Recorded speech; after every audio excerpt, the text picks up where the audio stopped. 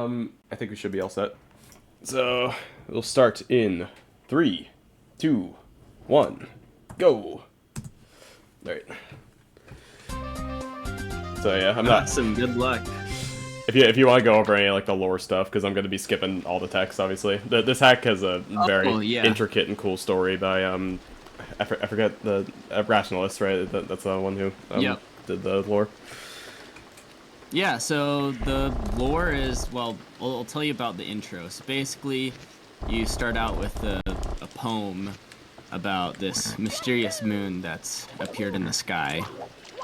And it's like, it has an interesting design, and it's like, it's not just the regular old moon, right? This is allegedly the parasite moon.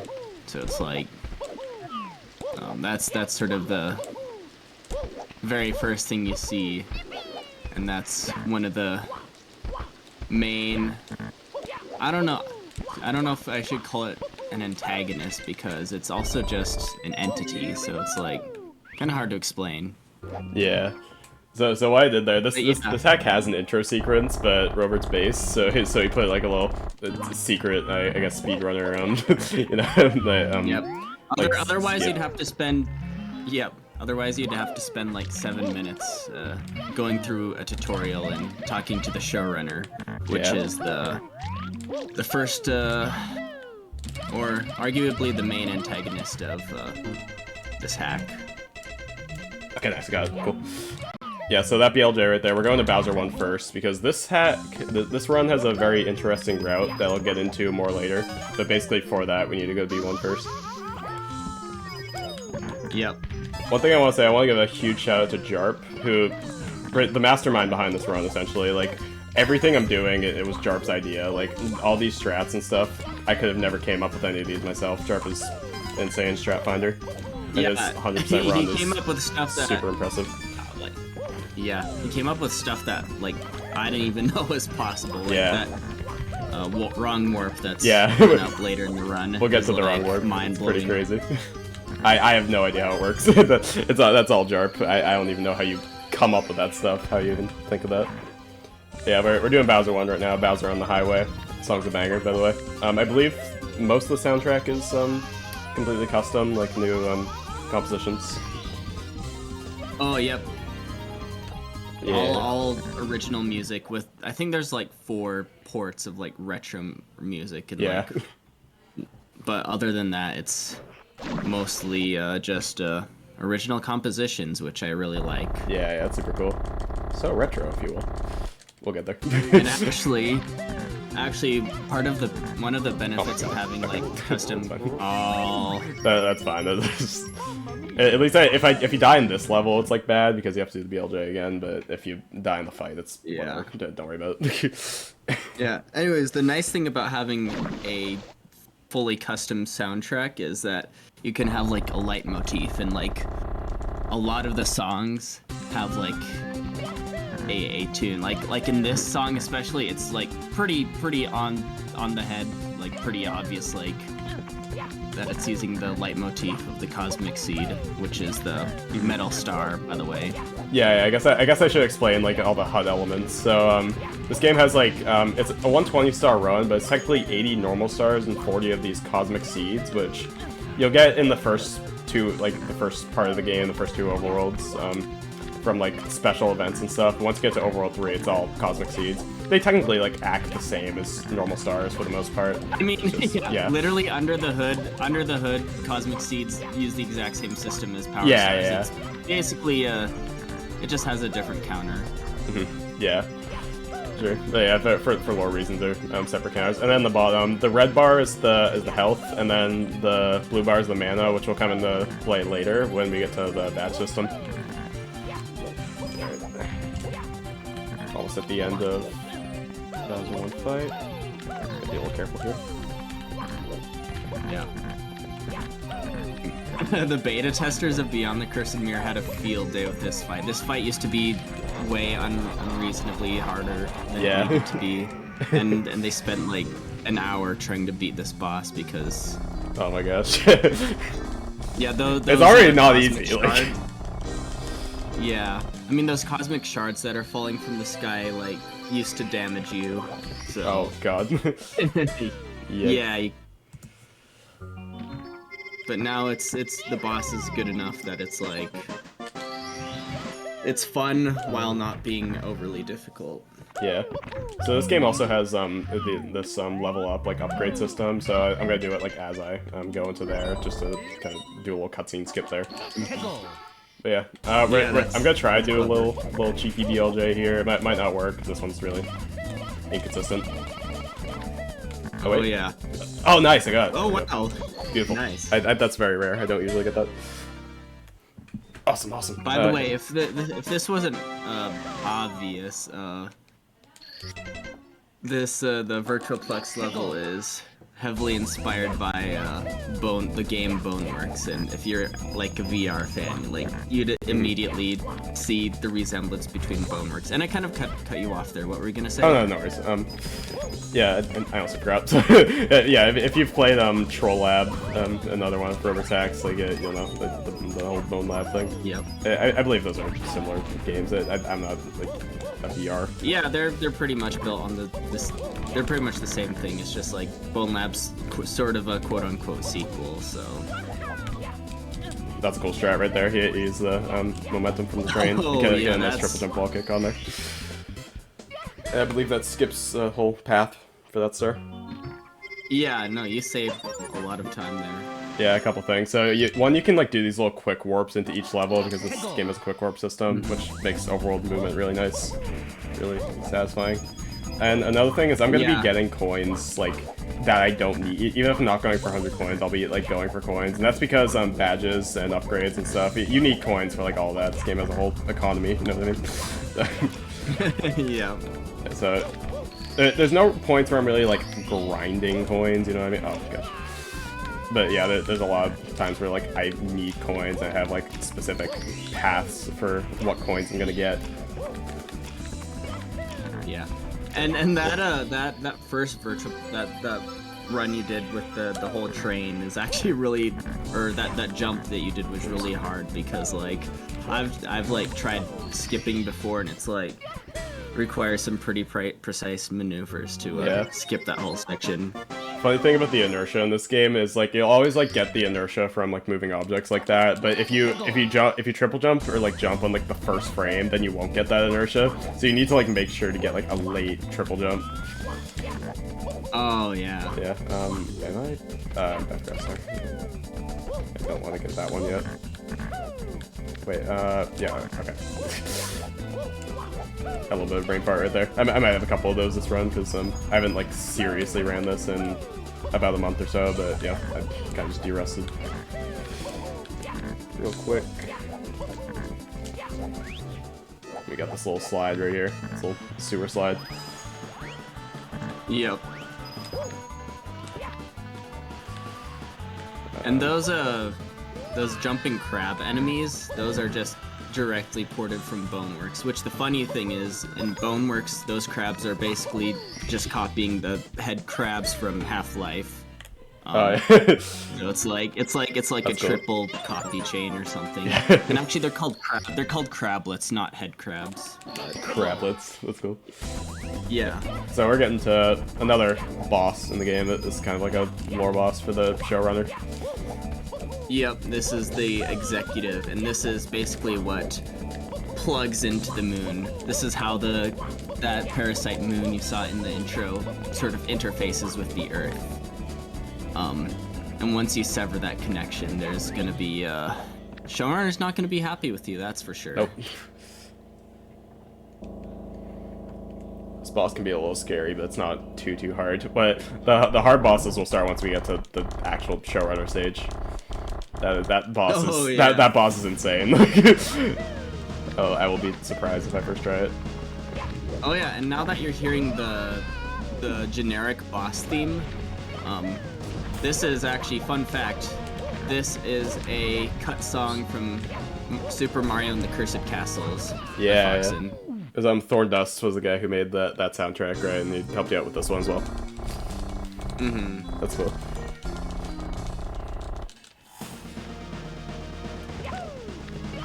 Alright, first phase pretty much done. I think he's gonna be shooting more stuff here. Oh.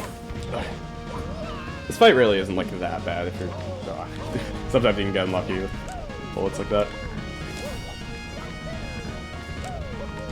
Alright, nice. Cool. Not too bad, not too bad. that eye at the top is like scary. Like it just looks like a PNG. Like I just put on top of the boss. And he's like, "What have you done?" It's fine. Don't you worry about it. It's all good. Okay. Whoops. I feel like the direction this falls is like random, because I swear I've done this boss a ton of times and like it falls a different direction every time. That's definitely true. Yeah. And now that you've severed the connection with the Parasite Moon, the cosmic seeds, as they're called, are no longer protected, and now you can take them all for yourself. Mm-hmm. So real quick, liberate the worlds. Mm-hmm. Yeah. So we're gonna clean up some stuff, like clean up, but we're gonna get like some very important stuff in Overworld 1 like as early as possible. First one of them is this switch right here, which is the yellow switch. This one will spawn them shells, and the switch we just got, that'll spawn them the black boxes, which have the cosmic seed like bosses, I guess. Like yeah, you'll hit them and it'll like spawn a boss or something, and you can get the cosmic seed from that. So we're just getting those out of the way as fast as possible in this route, essentially. Yeah. And, you know, I added the yellow switch to my hack because I thought it was like, you know, there's like 4 different boxes in the game, and it was kind of lame that they didn't have the secret yellow switch in Mario 64, especially because in SMW, which is kind of what Mario 64 copied with the cap switch mechanic, SMW had a yellow switch. Right, yeah. And that's also why I added another texture. So for the Switch yellow boxes, they have an exclamation mark box, and then for traditional exclamation boxes that don't need a switch, I added a question mark. So that's why it's you like can that. make that distinction. Cool. That's cool. Yeah. I didn't realize that. So yeah, this is the sewer, the sloppy shell sewers. There's only 1 star here. It's just the red coins. But yeah, we go here early, obviously, to get that switch.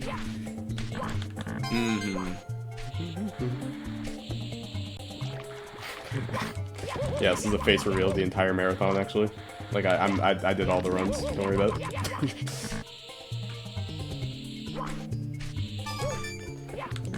That red coin used to be on the valve, so if you spawn the star, then you'd probably just fall into the abyss. Yeah, that's scary. And that was no fun. Mm-hmm.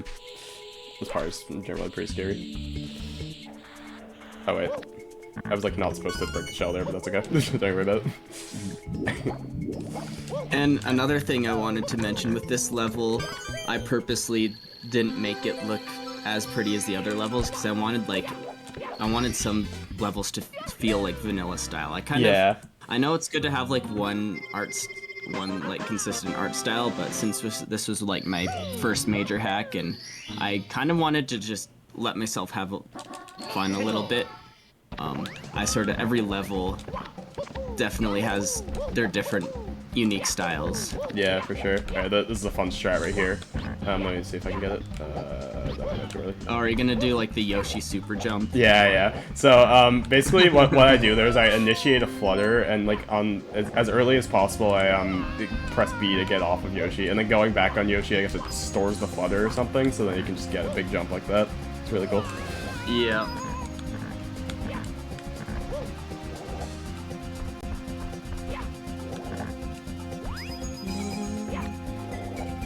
We mostly just went to this level for the wallet. The wallet is really important. We're gonna need a lot of coins. Yeah, basically the wallets, they extend your max like capacity for coins, and since we're gonna need a lot of coins, we're gonna need a lot of wallets. They're pretty much, yeah, they're like the wallets in Ocarina of Time, basically.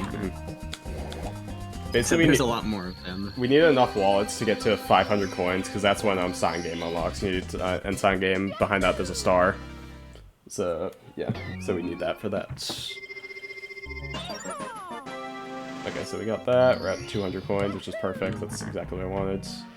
We're gonna go to this slow door right here, which is actually just a shortcut to B1. the end of B1 in particular. So you just hit this, and then more lore stuff that I don't know.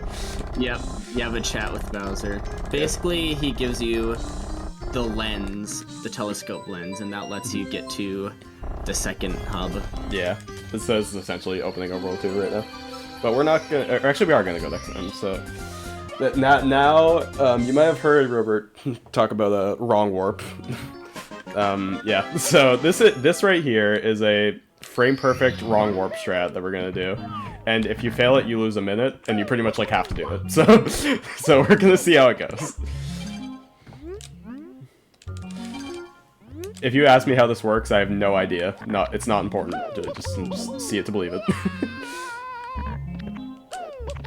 We're gonna take some damage here, intentionally.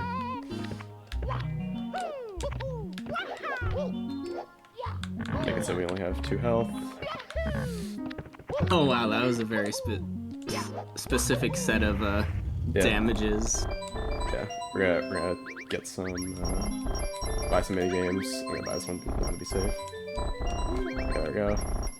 Do that. You see those little, actually I'll talk about that after, because I gotta focus on this. Let you focus on that, yeah. Yeah, so we do that. Oh, I'm stupid. That was really dumb. Okay, I just messed that up completely. It's all good, don't worry about it. I don't know why I pressed A. I wasn't supposed to do that. That's okay, we can just set it up again real quick.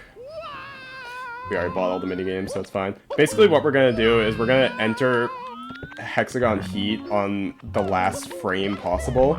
And what that does is it takes us to hexagon heat, but I guess it takes us to the version of hexagon heat that's in course 10, and then dying in it treats it as you dying in course 10. And that will take you to the death warp, which is in course 9. Okay, let's try it again. I think that was it. I think I got it. That seemed like the right frame. Nice. We take that. Yo! Let's go. Congrats. Right. Nice. And yeah, because of the quick warp system, we can go into a bluebird, get a quick star, and then we can just warp here. Yeah. Speaking of the warp system, I think I remember I was like inspired by it. I don't know if Aglab ever had something similar in his hacks, but yeah, Escape from the Jail Definitive Edition had something like that. So yeah, what we're doing here? Like, sorry, go ahead. Oh yeah, I was gonna say, basically, I was like, I still like the aspect of like finding a level entrance, so it's like you have to have at least 1 star before you do. Yeah, quick warp. I think that's the best way to do it for sure. So also, that was really cool. Yeah, you can do like a little text box skip, I guess there. Yeah, something like that. Yeah, so basically, the reason we're doing this route where we front load this is the Greed Badge and the Fast Foot Badge are the 2 most important badges in the run. Basically, Greed Badge just doubles every coin you get at the cost of mana, while the Fast Foot Badge just makes you go much faster. And those are in Course 10 and Course 9, respectively, so we want to get there as fast as possible. We also want to get that switch that I just got. That was the Venettle one, I believe. It's like a Vanish / Metal Cap hybrid. And yeah, because we're here, we gotta start in course 9, we can just warp back over. And we're in course 9. Yep. Despite the fact that you usually need bypass the gate. You usually need 30 stars for course 9, but yeah. And then we're gonna get the last of the switches right over here. But this is a funny strat. I like the strat. Let me get it real quick. Oh, I didn't think you'd be able to be able to. Yeah, it's really funny. I like that one. It doesn't look like you should be able to, but you just kind of rip it. Yeah, so now we're here. This is I guess another stage to kind of use that vanilla kind of art style. That it definitely looks like what Dry World in a sense. Yeah. But yeah, basically the stage for the last of the switches, which is the rocket wing one. Yep. Yeah, well, you're getting all those cap switches really fast. Yeah, we want to get them as fast as possible. The cap switches and the good badges we need to get as fast as possible, because it just makes the rest of the run so much faster. I came up with none of this, by the way. As I said, this is all Jarp. This is all Jarp's doing. He's insane. Yeah. And I was gonna say, the inspiration of this level was basically just people have always imagined what it was like to go into the wet dry world background. And I was like, you know what? Like the city. I should yeah, just, that's cool. I should just make that as a level. So. Yeah, I can definitely see that. That's pretty cool.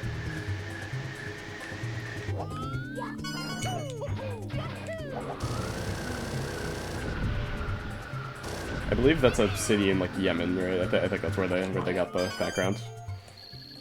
I believe so. Yeah. It's funny how they got that. I wonder what the story behind that is. Yeah. Anyways. And with that, we got. It's very cool and very unique concept. Yeah. So with that, we got the rocket wing. And we're just gonna go, since we have the greed badge, you can see the power of the greed badge right here in the first, like, 100 coin star we're gonna be doing with it. That's why we haven't gotten any 100 coin stars up until this point, because it's so powerful with the greed badge that, like, there's no point in doing them before. Whoops. There's some coins flying around. I want some more. Yeah, there we go. Get that swamp for some backup. Oops. Get these last. Yeah, see, I mean, you get coins so fast.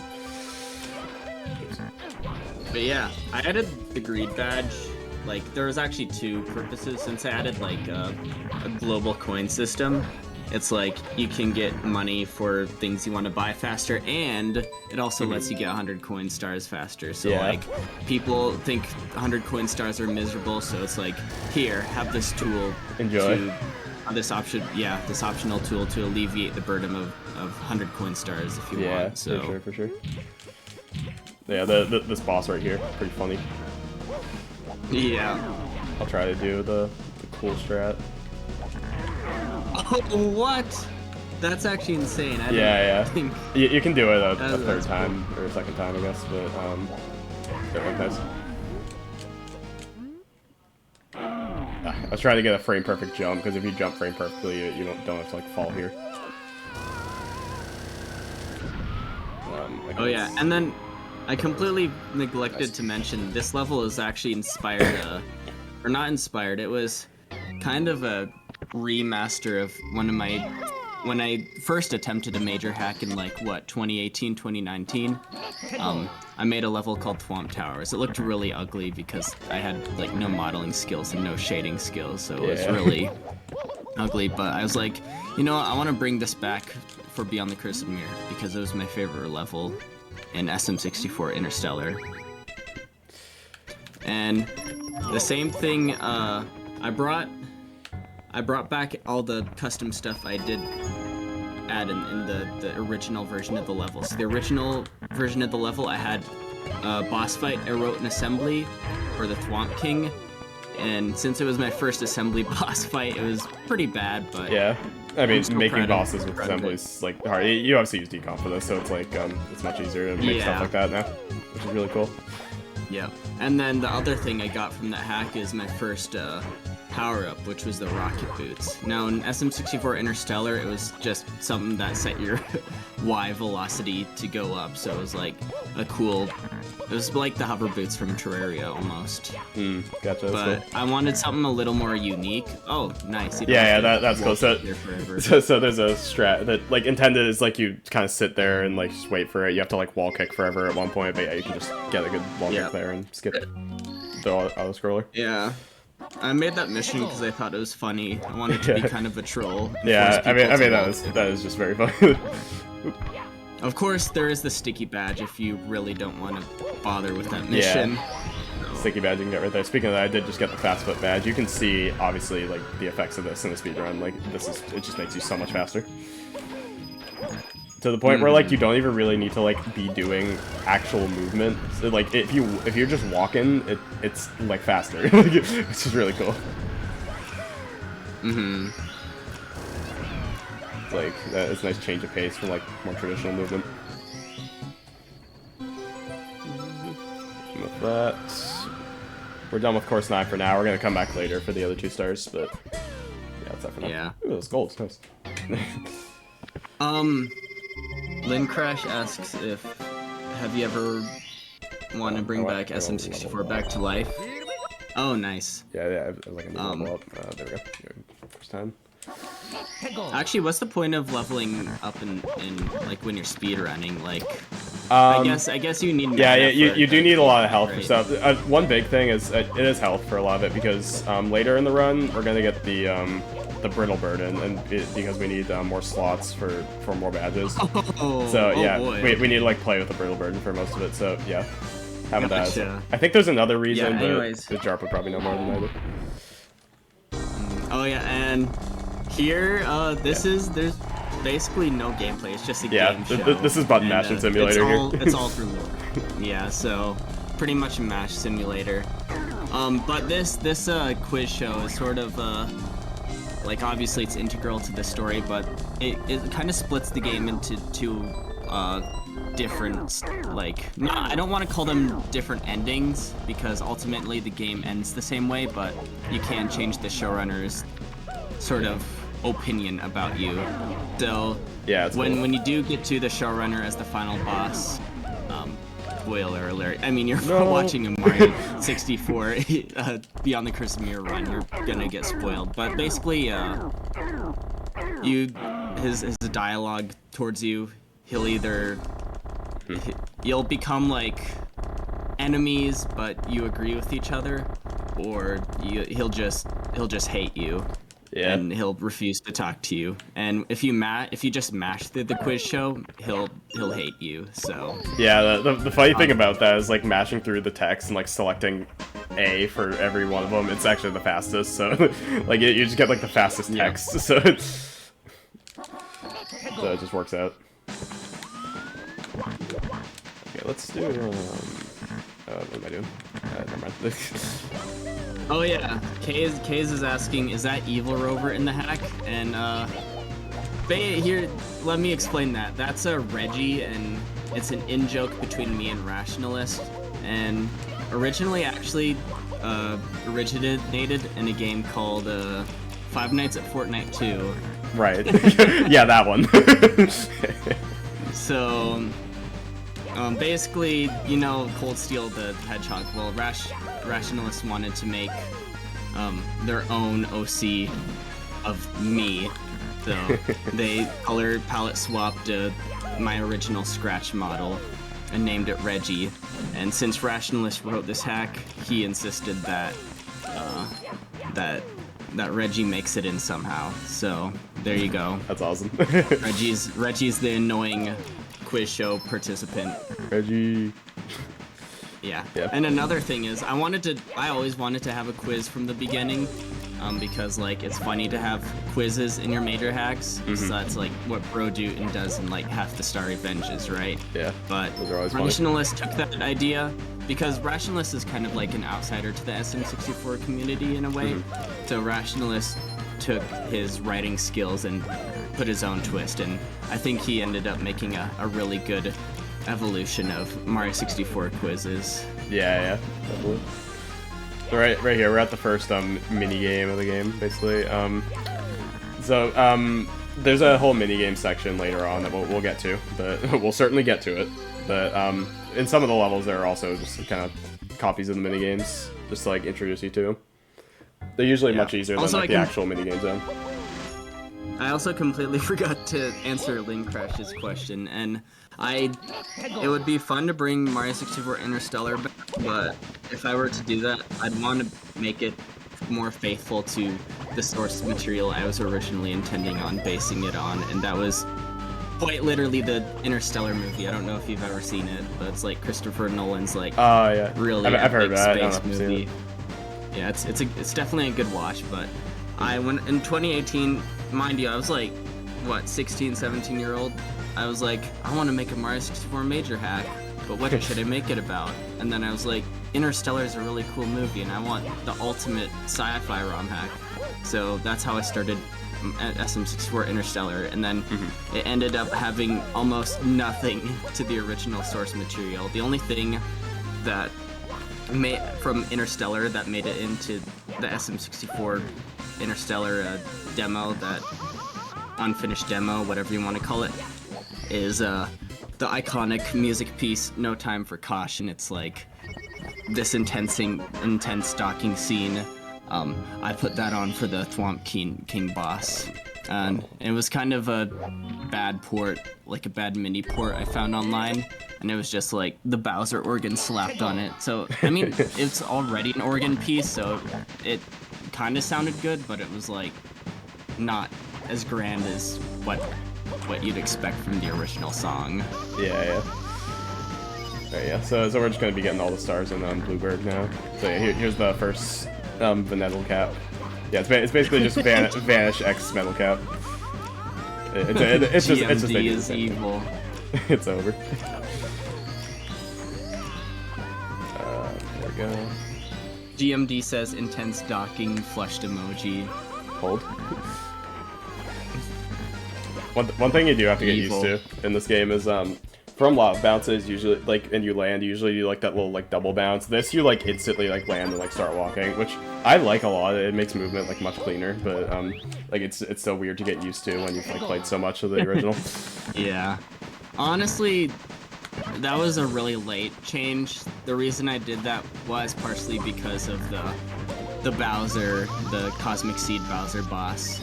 Because like the beta testers, what would happen is they'd fall into the lava and they'd try to get back on the platform that's constantly rotating, but the lava bounce, like the mini bounce that you do after a lava bounce them back off the platform, and then they just take even more damage. Oh yeah. And that's the main reason why I did that, but yeah, that's fair. It also makes the game smoother. I do like it a lot. It's a cool change. Yeah, we're just gonna get hundreds here. You might have saw earlier when I was in this level, I got the greed badge, but I got it for free. That's basically because in the tutorial, you get your first badge for free, but we skipped the tutorial, so like we still have that ability to get our first badge for free. So despite the fact that greed badge is expensive, we could still make it work. Yeah. Oh. Okay.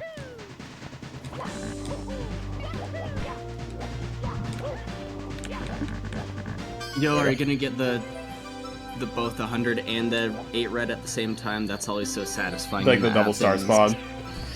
Yeah, it's just like an infinite burst of dopamine. Yeah, I mean, double star spawns are cool.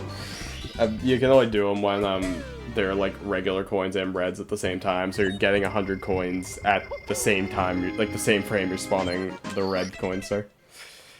It's pretty interesting. Okay, so that was Bluebird. We're done with that. We're gonna go to. Okay, I gotta make sure. I gotta look at my notes for this. So we need Brittle Burden. So those are like burden badges that are just like kind of optional, like for fun. Fall damage badge. Yeah. Actually, when Simple Flips played this, he made a pact with himself that he would not beat the game without the hardcore badge, which that game does exactly what you think it does, which when you die you lose your save file.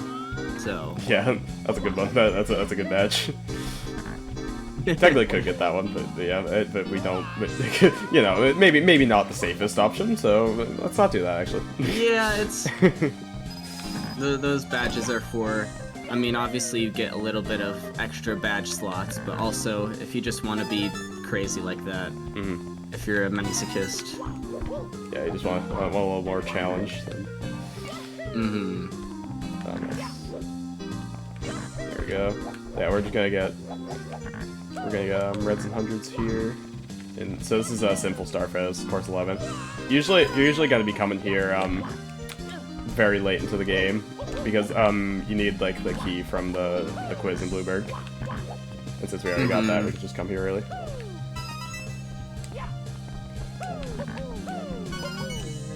Okay, spawn 100. We're gonna do something interesting here. Hopefully I can get it. Let me come down here.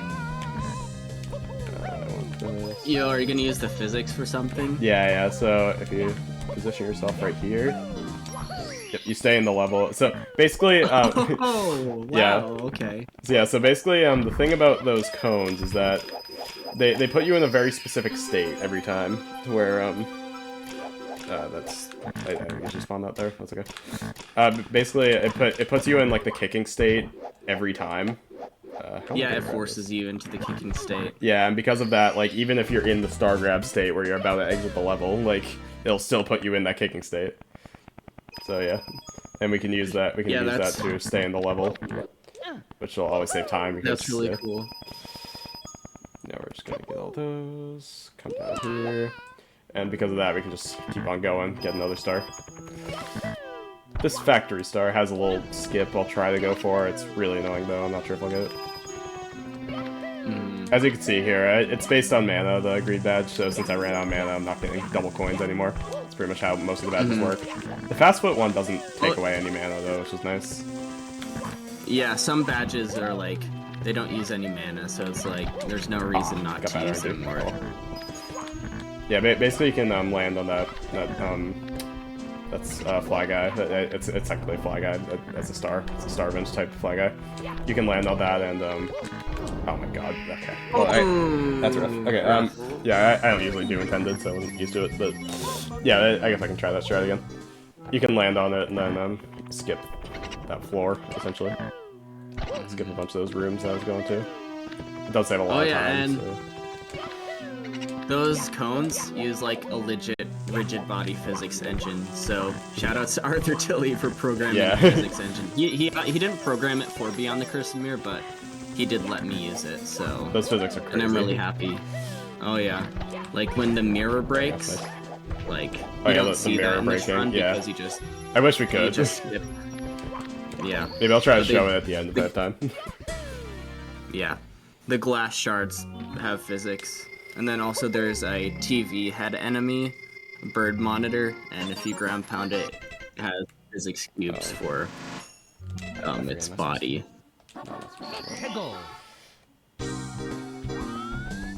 Alright, so we're gonna do the other star. It's kind of going around collecting stuff, which is basically these girls right here are like in a band or something, and they gotta I don't know, they gotta do something.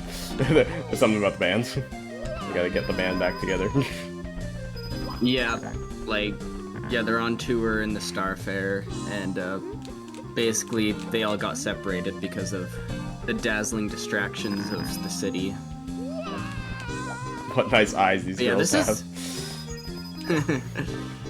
Yeah. They got quite a glimmer in their eye. They got really something beautiful.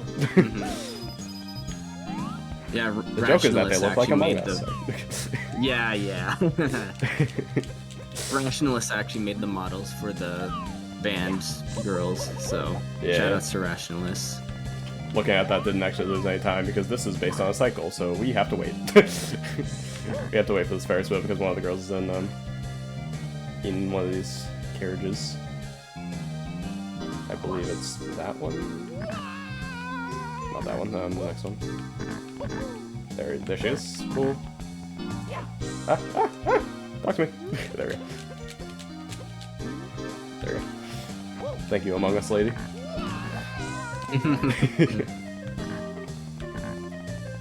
But yeah, this is probably my favorite level, and it's probably because I iterated on this level the most, because this level used to just be like a tiny city section, and then like it was mostly going to be the inside of a movie theater, but we ended up sort of wanting to expand like the showrunner's implied world building lore, and like we want to show that the showrunner isn't necessarily, you know, just the bad guy. Like he has good intentions. He's just sort of stuck in the cycle of the parasite moon. You know, like he doesn't have a choice, you know, so he chooses to make the lives of everyone good with the power of the stars and the power of the cosmic seeds. Yeah, sorry, I stopped there. I was looking at my notes because I forgot. This run is like very complicated. There's a lot to remember to the point where like I need to be referencing those. Alright, a couple more stars to get here.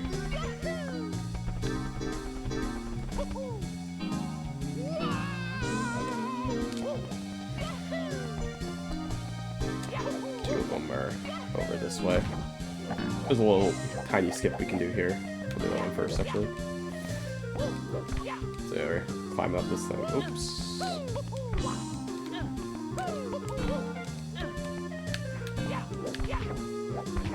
That makes it cool.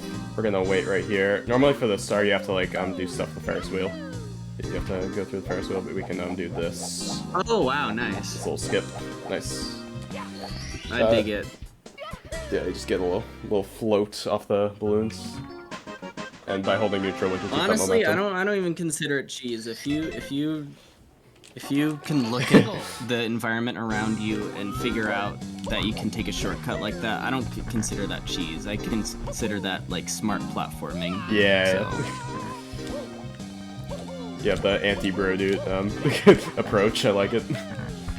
Wait, bro dude. Yeah, but bro dude. Yeah, he goes out of his way to fix cheeses and stuff like that sometimes. Yeah, no, I'm the type of person to embrace cheese. Oh no. Okay, that's fine. Just And if you couldn't tell, this building, this frame of a building, was inspired by, or kind of inspired by that building in Star Road Course 3, that big stone building. Oh yeah, So, yeah. That's cool. I could definitely see and that. actually, there's an even more closer reference in the sand slide. That's pretty much the exact same texture too. So yeah, I think it's more inspired by that than the thing. I don't know. The sand slide building. I forgot what that course is properly called. I don't know the names slide? of Star Road courses. Yeah, The secret. Yeah, the desert slide. Oops. We do that during reds. We got this star right here, which is collect 5 rings in time. Yeah. I don't want that one right now. We'll put this little scuffs. That's okay. We got time. This is like relatively lenient, so it's not that bad.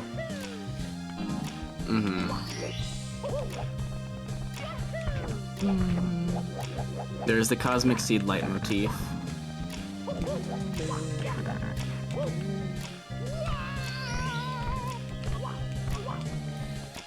Alright, that's cool. And that's Simple Starfarer, course 11. We'll be back here again to go to the showrunner stage because it's in this level. We just do it later because it's faster to do that. Oh yeah. Alright, cool. Have exactly enough coins to level up, which is nice. Alright, I think I have an extra badge slot now. Okay, yeah, perfect. I'll just make sure. Ooh, Phantom Stride. Yeah, normally you have to pay this guy to open up a bridge to get to this level. You have to like give him 10 coins. We're not doing that. No, thank you. Okay, I'm low on coins right now, so we're gonna point grind a little bit in this level. This level does have a lot of coins, so it's very nice to point grind it. Oh yeah, and then another thing I was gonna say that was on the topic of cheese is my next major hack project, which is actually a collab, Mario in the Multiverse, revolves around abilities you get from different worlds. So, like, you can like equip a different abilities that, you know, give you more jump or give you specialized weapons. And since what was I gonna say? Since that game, since those abilities extend Mario's moveset, there's naturally going to be a whole lot of potential for cheese. Oh yeah. And like I can trying to imagine. prevent cheese from 15 different power-ups that you can use anywhere is like an impossible task. So Yeah, we're that's just gonna going to be tough. embrace cheese in the Mario in the Multiverse collab. That's gonna be tough to, yeah, anti-cheese, so that was a good decision. Yeah, we're just gonna be getting a bunch of coins this level, because I'm lower on coins than usual. I usually am at this part of the run, I'm pretty sure. And we are going to need a lot. I'm gonna have to level up, at least by the end of this level. I also like that micro skip where you get the 100 coin star on a note block. Yeah, those ones are always really satisfying. You can skip a little bit of the... A lot of neat state canceling strats. Yeah, I for sure. probably didn't. And obviously, they don't really break the game that much, so honestly, I don't care. Yeah, I mean they're just little, minor time saves. Yeah. Something that is not minor is one of the badges we got in Course 11, the Boss Slayer badge. That saves so much time, because like you can essentially just skip half of a boss. Like you skip a bunch of cycles. Yeah. So yeah, it's really helpful. Arthur told me that the Boss Slayer badge is useless, and I was like, nuh-uh. No, it ain't. It's definitely not useless. Definitely not useless. So we're gonna try to get this. It's too early. Uh-oh. Okay, nice, I got it. Oh, nice. Yeah, so that's like a 1 cycle strat right there. You have to hit it before it hits you. Essentially, you have to hit it 3 times. And while that's dying, we can just go on here, get the next wallet, and then... What was I gonna say? Oh yeah, at the beginning of the ride, I turned off the camera wobble because it makes me sick. Like, I genuinely get a huge headache from it, yeah. So I just turned it off. It's actually slower to turn it off. The problem with me is that, like, I play VR games all the time, so I don't get motion. Yeah, you're so used to it. Movement ever, so I would have never even thought of like the ship wobbling causing anyone's motion sickness. But after I got a few complaints, I added the update in a patch. Yeah, the ability to remove the camera wobble, which is really nice.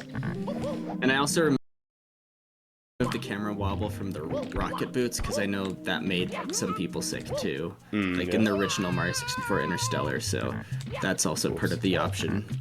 Can I have that? Thank you. Thank you for that. Yeah, that was a good play. So the star here is a little bit of a fetch quest. This key right here is very broken. If you can hold this key while exiting course, and it does some funny stuff. Maybe I'll show that at the end if I have time. That's one of those funny bugs though. Yeah, that bug's hilarious. I love it. I didn't bother to patch it because it's one of those funny bugs, like how in like the Deltarune Secret Boss Chapter 2, there was this funny bot. There was like this thing, you could like charge up your big shot, but like you could spam that, and instead of patching it out, Toby Fox just made the boss get really angry when you used it. Good play. Yeah, this one you gotta be swimming for a little bit. Basically, you're returning this goblet to the captain. So we need to go to the bottom, get the key to open the captain's quarters, and then we need to go get the goblet. So it's a bit of a complicated start. Actually, was it the key or the goblet? It might have been the goblet that causes the glitches. Maybe it was both. Who knows? Actually, I don't quite remember. fun fact about this mission. This mission used to be called. Wait, press pause. Actually, no, you're speedrunning. Yeah, I'm also on the wrong act, so this is a little weird. There we go. You can't like throw it too close to him. It's both. Okay. Yeah. So the mission is called the Ghost's Goblet, but in the beta, it was called the Goblet of Sea Men, like men at sea. But like I thought that was too on the nose of. Yeah. Like got it. Jokes. I was like, I probably not. That's fair enough. Not the place for that kind of joke, so I changed it. Just get some extra coins because we're gonna need a level up at 300 coins. Got 2 more stars here. This one's pretty cool. So. Oh yeah.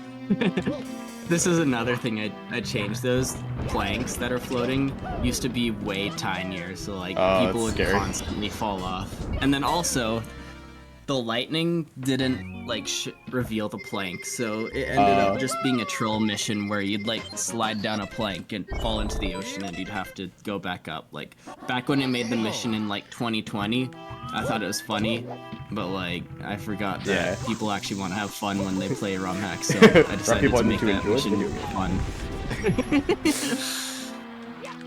So we're gonna... But trolling is fun sometimes. Trolling is fun. It definitely came in handy. We're in the troll competition, that's for sure. Oh yeah. Okay. So yeah, this is a good thing to show. This game has a mini-map, and that actually makes the strat a little easier. This is a thing in vanilla, basically. Yeah, basically you can hit the level barrier and then get Shell Mario. There's one more right over here, I think. Although I can imagine that's kind of hard to control. And, like, Oh, very, if yeah, you miss, then you lose even more time. Yeah, it's very easy to miss reds here.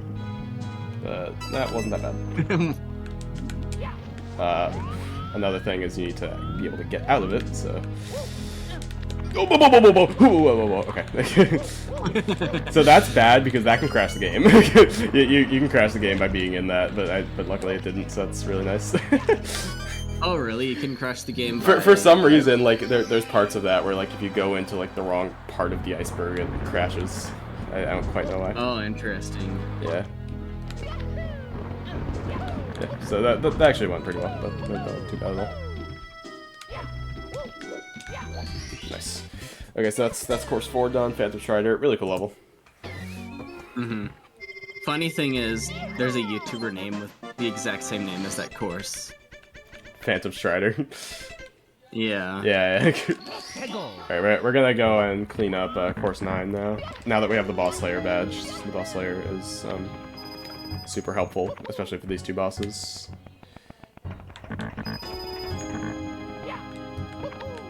Go up here, get this wallet.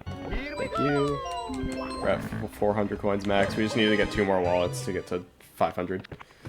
Because that's how many coins we need. And after that, we don't need any more wallets. Here's the Thwomp King. Almost forgot this guy's attacks. Yeah, so this guy is, I remade this boss from, like, the original SM64 Interstellar. Obviously, though, the context is different. In SM64 Interstellar, there's, like, a planet that's inhabited by, like, Thwomp aliens. So, the Thwomp King had more of an alien shape. Okay. In the original SM64 Interstellar. But, like, obviously, all takes place on Earth. So it's like, it's just the normal Thwomp King. Alright, there we go, nice. Got a little scary there at the end. I've never done that. I also love, I just love the idea of a Thwomp kingdom in general. And like, there's like all sorts of different species of Thwomps. There's like those, I think somebody called them lobotomized Thwomp platforms. Yeah, I think Fazana said that. that goes crazy. Guards. I like it. But yeah, you got the Thwomp Kingdom, you got the Thwomp King and the Thwomp Queen. Yeah, the Thwomp King's there, just like, please kill my wife, or whatever. He says something like that, probably. No, he said, please cure my wife. You know. Yeah, no. He's not a boomer. Yeah, true. I'm gonna try to go for a little cycle skip here. Yeah, this Thwomp has an interesting shape. Okay, I missed. This is actually not my original idea. Actually, the Thwomp Queen was originally created by Anonymous Moose, and gotcha. And she let me use the Thwomp Queen's likeness in my ROM hack. I like it. It goes hard. Yeah, I was trying to do like a little cycle skip there where like you could fall down and then she just knocks you back onto her head if you're in the right spot. So yeah. So this is the part of the run where coin grinding is really, really useful because we need to buy like all the mini games. Oh yeah, that'll definitely drain your coins quite a bit. And this is Cowboy Canyon. That being said. Shine 3. Yeah, if you haven't seen the Thwomp Queen before, it's a little bit of a striking image to join in on, you know. It's definitely something. But not something. Like I said, this is my first. This is my first major hack, so like, I honestly I didn't want to take it, other than the story, I didn't want to take it like overly serious, and I did a lot of things that I just wanted to do for fun or like enjoy. So like, obviously, it's like there's a story, and like most of the hack is just, you won't expect anything like out of pocket, but then you have like the bad apple minigame. We'll get there. We will get there. The bad apple. Oh yeah. Yeah, that's actually not too far. in the future. Yeah, this is my favorite power-up in the game. This is the bullet bill mask. It's really cool. Yep, from Super Mario Maker 2. Yeah.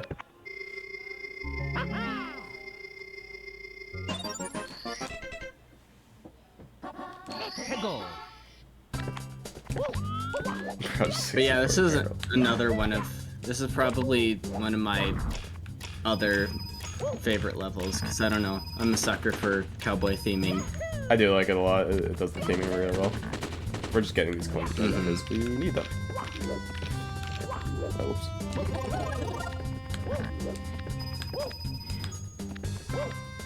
I'm probably gonna accidentally spawn 100 coins again despite getting them, but that's okay, we need the coins, so it's fine. I'm going our way. That's where you go first, so.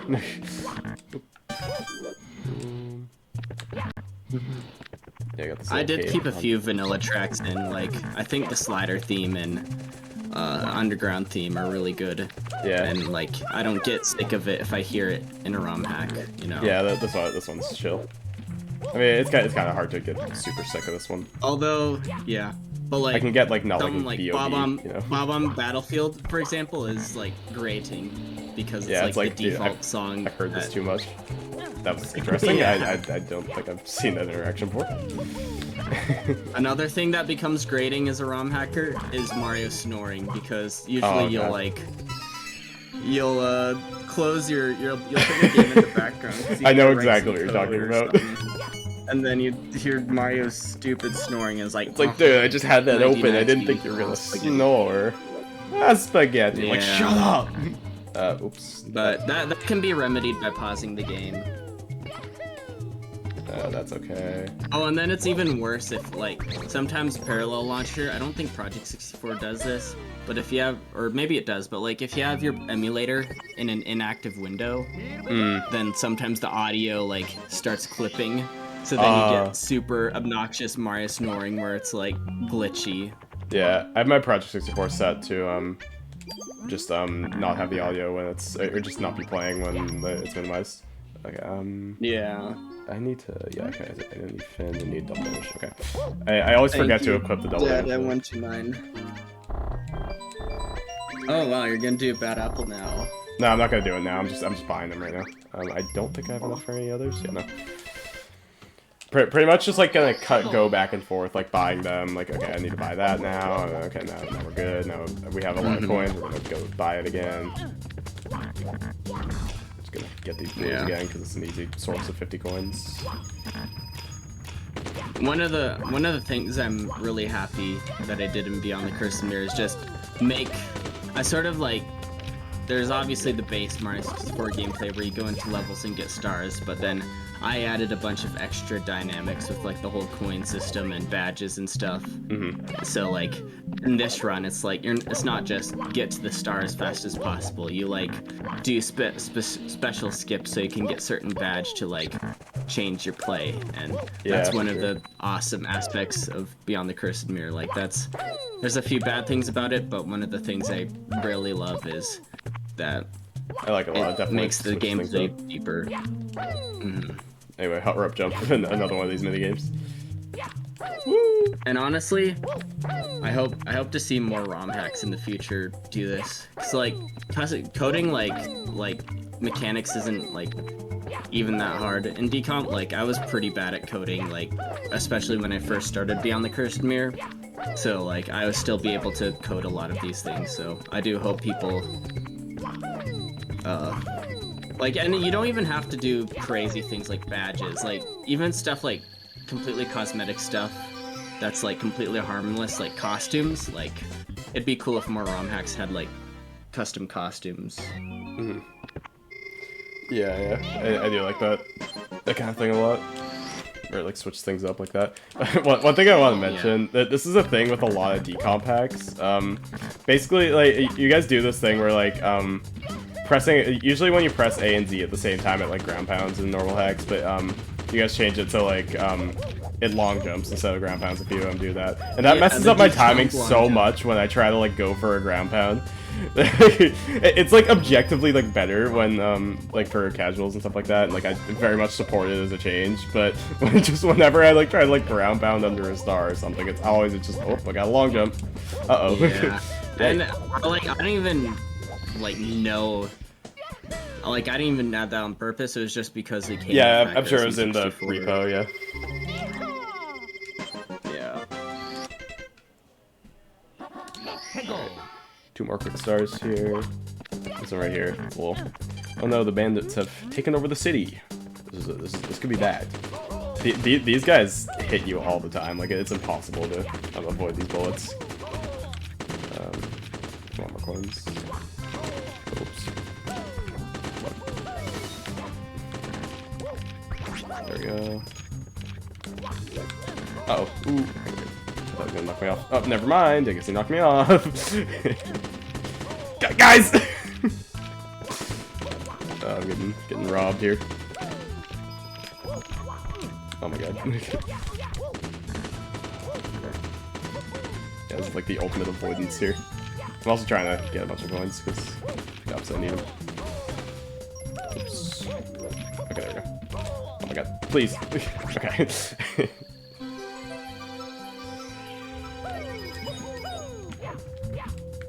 I mean, like, here's the thing, Crash. You think random ground pounds are bad? When you get a random long jump and when you're not expecting it, you just long jump off a ledge or something, it's like, oh no! I would have rather just ground pound. Yeah. And that's one of those things, it's like, in theory, that's like a good fix, but then like, yeah, in people practice, who are, the thing is when you're ROM hacking, you're not necessarily thinking of that. making a new game where people don't have any expectations. You're working on a pre-existing thing where people have already played, like the vanilla version of it. So that's like an extra thing. That's like that's a tough if we thing, were yeah. the Mario 64 developers and we were developing it from scratch, then like, oh yeah, like that's an easy thing. We shouldn't, like, people who want a long jump shouldn't be eaten by ground pounds, you know? But like, since you're ROM hacking the game, you have to like make a consideration like, will the people who's actually played this game before like appreciate this change? Yeah, so it's yeah. like a hard question. I mean, it like depends on your audience. Like, ultimately, if you're going for a wider audience, probably shouldn't like, cater into us nerds. You know what I mean? Like, Right. If you're like making a Kaizo hack, then you Yeah, probably obviously. want to keep the movement as vanilla as possible. Alright. Here's Let's another one of the deranged things I added to the hack is I wanted to like I wrote the mice's dialogue to be like Twitter users or something. Yeah, it really just makes me feel a certain way. It's definitely interesting. It was definitely a choice. I respect it. Nintendo would never add oomphy mice, but Robert knows best. And this is why Robert is better. Citation needed. Anyways.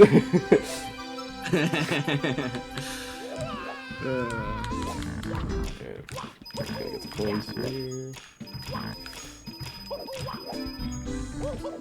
Nice. Yeah, we're only gonna get a couple stars here for now because there's another course inside this course that we will get to. 1 coin short of being able to go by the last minigame, besides sign game. You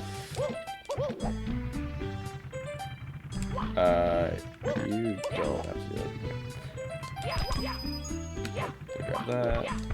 Let's do reds and hundreds right now. So yeah, this is obviously the big house level. Funny Nathaniel Bandy meme.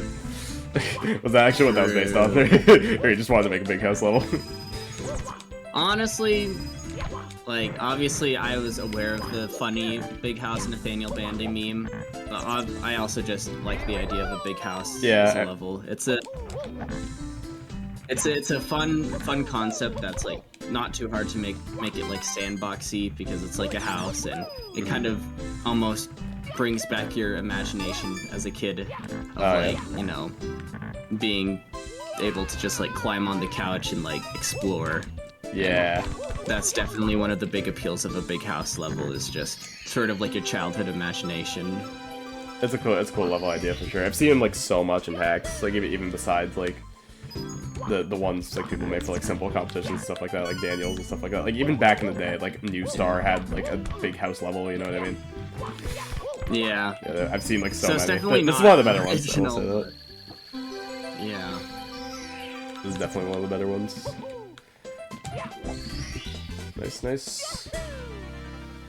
And I think that, like, I feel like when I first started Beyond the Curse and Mirror, I was, like, okay at modeling, but, like, I was still, like, a Blender, like, novice or whatever, so, like... But then, like, I think... I really think the middle courses of Beyond the Curse and Mirror kind of maxed out my... Well, not maxed out, but I did pretty good on the visuals. Yeah, Like, this is very nice. Cool vertex coloring. So, like, the cowboy level, the big house level. I'm trying to think of anything else. Thwomp Towers. Mm-hmm. Yeah, those ones do look very nice. I guess Retroland is, like... Like, it does what it needs to. Yeah, it's that it does what it wants to. It's just copying the style of the retro levels. But, yeah, I think I did pretty good with the visuals in those courses. But then, and same with, like, Starfair, although that level was a lot bigger, so it was hard to, like, be more thorough. Right, yeah. But then, like, once you get to the moon levels, you can tell that I was starting to get burnt out, so it's like the visuals there. Once you're working on a hack for 3 years, I completely understand. I mean, yeah. Mm-hmm. That's tough to keep that motivation for that long. Yeah. And the nice thing about Mario in the Multiverse, my other major / collab hack, is that since everyone's sort of contributing level models, like, a lot of people just, like, finish their level, but, like, if they don't, they just give me their level model, and I finish it for them, and I can just, like, keep the style, and I won't get burnt out because I don't have to model 15 different entire sandbox So much levels, easier than making a 120-star major hack. Like, on your own, yeah. Right. And actually, I think Mario in the Multiverse is gonna have more than 120 stars, because that's just gonna be all the base levels.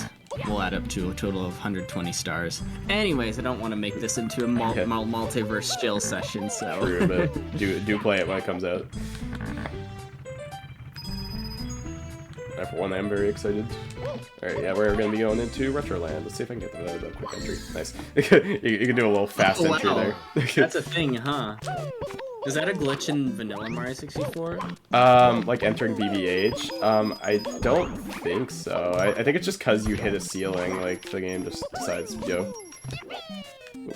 Ah, cool. Yeah, that's interesting. So yeah, this is Retroland. This level is very difficult. Like, I would probably not have the best time here. It was at least casually it was my least favorite because the mask star was so hard in the original version, but that's been fixed now, so it's not as bad. Yeah. Which is the one we're going for right now.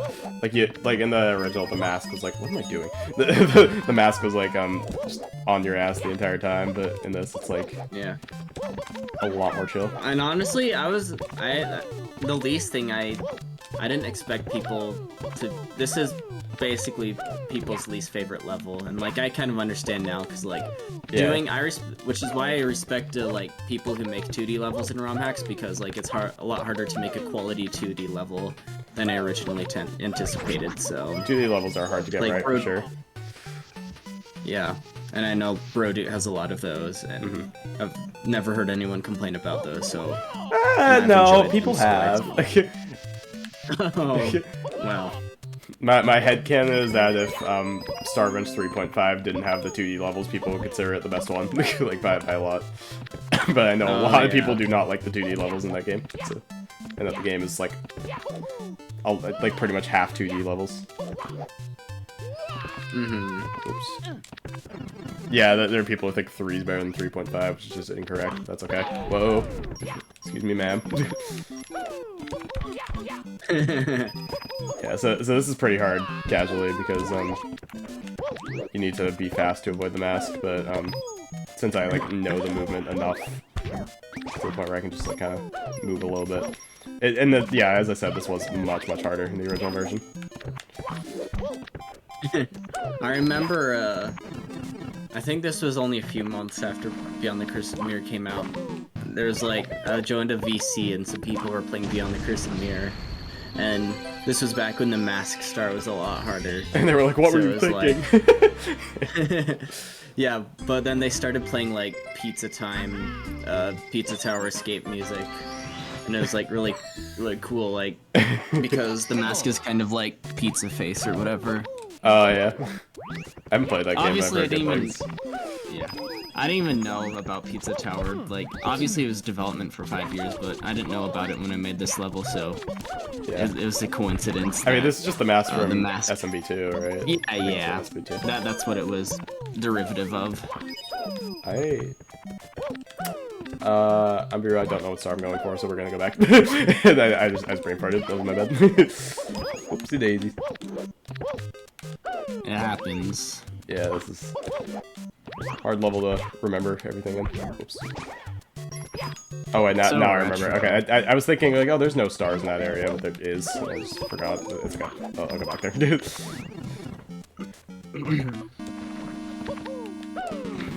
So yeah, you do have to be pretty careful in this level. One thing I will say is it was fun. The camera in this level is much better than a lot of cameras in other 2D levels. I do like what you did with the camera here. I actually based the camera, the 2D camera off of SMW. I see. So it has the weird... I don't think the shell respawns, right? I'm pretty sure it doesn't. I think I've like tried waiting there. Oh yeah, that's a yeah. It's all good. The funny thing is that bug, the quote-unquote bug, for some reason, when I looked at the code, there's literally code that said if you're in area 3, then don't respawn. I was like, what? How did I write this? What was I doing? So yeah, I'm planning one more update for this, like just some. I'm gonna be backporting some Beyond the Curse of Mirror improvements from Mario Builder 64, so I think I can also get that fix in the final update, which will be 1.3.2 or whatever. Yeah. Gotcha. Yeah, I mean this level's pretty tough, so yeah, it might be malding here a little bit, but yeah, it's all good. All good. So yeah, I was right there. Like, is a star over here? I just like forgot. So far, this run's been pretty good for how little prep I did. This level is just hard, so I was expecting it to go a little badly. Oops. You would never be malding, spit that cereal. My cereal is staying in the mouth. Okay, there we go. Oh my god. Get up! Oh yeah, you wanna cycle it. Get the right cycle. There we go. First cycle it. You do want to get an early cycle here as well, so you can get on here. Okay, so now this is my least favorite boss in the game. Basically, in the run, this is pure RNG, like this Bowser. It's the same as like Super Mario Bros. 3's Bowser fight, but yeah, where he jumps and like how he jumps is all random. It's like I've never seen that pattern, for example. Like, so like I need him to like jump out of there, but he's like not gonna do that because he's very not nice. That's okay. Oh no, this is not. This is not nice RNG so far. Can you? Okay, don't hit that block. Thank you. Okay, he flipped in. He went to the right spot. Very nice. Okay, didn't jump out. Okay. I will say it was kind of fun, like recreating a lot of retro behavior in Dude, what? 64. Oh my god. Oh, no. That's a terrible pattern. Oh my god. Ooh. Can you move? You're one hit away from this could be bad. An island. Okay, so don't jump in the hole. Because like if you jump in, no. I don't even do know. not jump in the hole. He could. He very well could. He could. Okay, we're good. Okay, you're good. Okay. Yeah, I mean that's a scary boss just because of the RNG. Like it's crazy. Very nice. Scary, scary for sure. I'm pretty sure if you die there, you just go outside of the pipe as opposed to outside the level. Yeah, you. Nice. Yeah, you do. Unfortunately, CB was scared. He's not usually scared. Okay. Yeah, we'll go back here. We'll try those stars I was doing again, where I messed up both of them. That was pretty cool. It's all good, it's all good. Marathon luck. Oh, that was a little silly. I guess we'll wait. It was also Mario 64. Like the thwomps are just on a timer, right? Well, I thought it would be fun to like do like classic thwomps that yeah, where it's like actually under you. like try to crush you. Yeah. Ooh, we're good. Oh, you almost overshot. Yeah, it's all good. We're good. We're good. Yeah, it's a scary level. This one killed a couple runs. Oh, This one chilling up there. Nice. Just chill like that. He's just chill like that. Oh. There we go. Boom, boom, boom.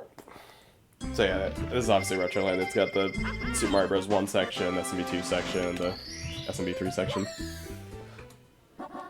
Oh yeah, and then shoutouts to Arctic Jaguar for porting all the retro music.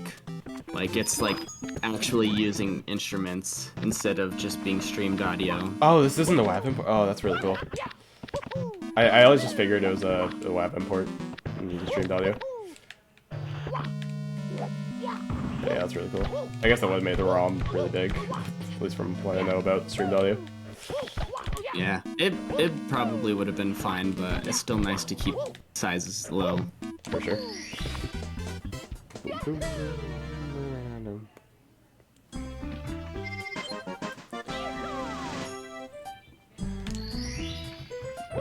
Quick entry, nice. Couple more stars here. Where am I going?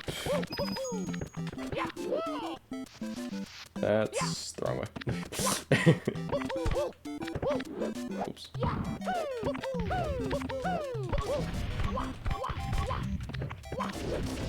Alright, we just got this one, and then we got coin star. How am I doing on coins? I haven't been paying attention to that, and I need more, so... It's not like dire right now, like I think it could be much worse. If you have like under 300... Oh my god. If you have like under 300 at this point, it's rough. Because you do need to have 500 by the time you're buying sign game. I'm just gonna get some extra just in case, and now if I get hundreds, that should be enough. So we're good. We're good on coins.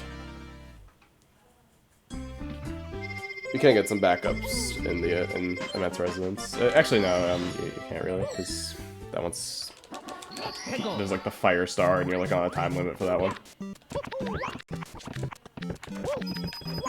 Oops. Now we just got the point star. I'm going the wrong way. For the other star, I went that way, and then for the star, I went this way. That's good.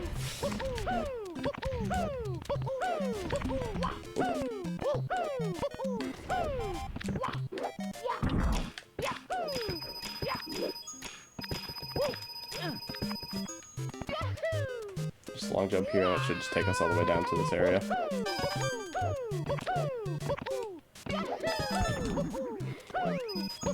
Nice kick. Yeah, I like that. I like that strat. Whoa, whoa, whoa, whoa.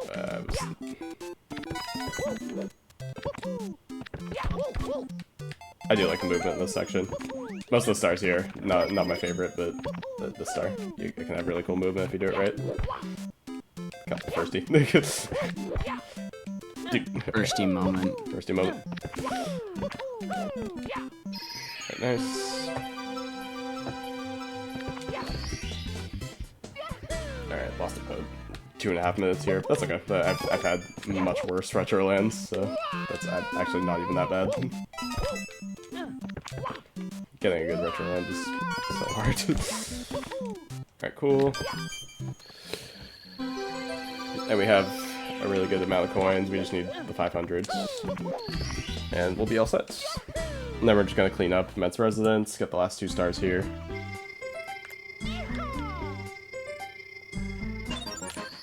This star's pretty funny. The star is doing laundry.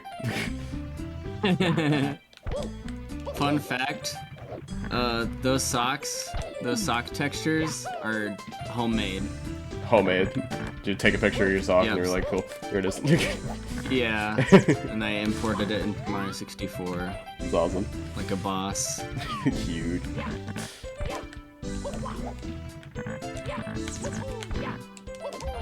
just gotta go around and get all 7 of them. I think it's 2 more. Yep. One of them is in the trash can.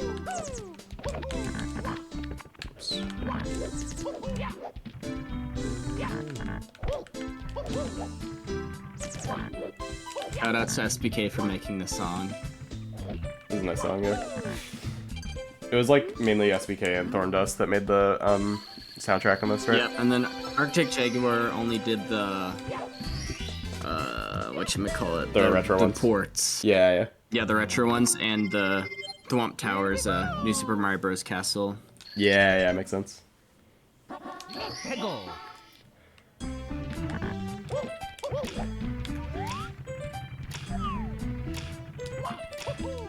Yeah, so this one, the house is on fire. Oh no, we need to get to the mouse or something. I don't know. Not reading all that. Yeah, pretty much one of the Oomphy mice left the oven on and Unfortunate. set the house on fire. What was he So thinking? you have to turn off the oven. You have to turn off the oven and does it save the house? Who knows? But you got your star, so Yeah, it's all good. that's all you need, really. New Super Mario Bros. Turns 18. That's a little ridiculous. All right, here we go. Now, time for the minigame zone. We're gonna be here a while. This is like a 20-minute segment where we just do the minigames. Oh yeah. We got a couple So this of... minigame, honestly, didn't turn out as good or to be fun as they thought it would. I guess I could have replaced the minigame if I was like trying to go for the utmost quality, but like Yeah, I at that also point. have time and budget, or not budget, but like time is kind of a budget, and like I already spent 3 years on this hack, so Right. it's all right. But like this was meant to be inspired by, so in Boneworks, the VR game, there's this mini game where, well, obviously you have story mode, but then you can also go into the arena and you can like fight enemies. And the reason it's fun in like Boneworks is because you have a full physics body, and you can like actually like wrestle with them and like shoot them and like stab them with swords, and it's like This sick is like just that. Yeah, I know, right? Hit Mario. This is just But like punch, in this, jump. yeah, punches, kicks. Although sometimes it's fun to use like slide kicks on the hill and take out Yeah, yeah, multiple those are enemies, nice. but, like, Those are always it really definitely fun. doesn't have Not the same. the not fun as like the Boneworks one, and even the Boneworks one gets old after 10 rounds. So. Yeah, yeah. I wouldn't want to like grind this one for like a high score, but like in a run, it's actually not that bad because a lot of the other mini games kind of can boil down like auto scrollers, where this one like it actually depends on how fast you play. So it does make it pretty nice Yeah. for a speedrun. But yeah, casually, I wouldn't want to grind this one for a high score personally. Yeah, no, that's fully understandable. You also need to get, so basically how this minigame zone works is like you can like keep grinding these for high scores if you want, but well, for this speedrun, we just need to get to a certain like goal score for each minigame. Like in this one, you just need to get to round 8 and then you can just die, and then you're all set.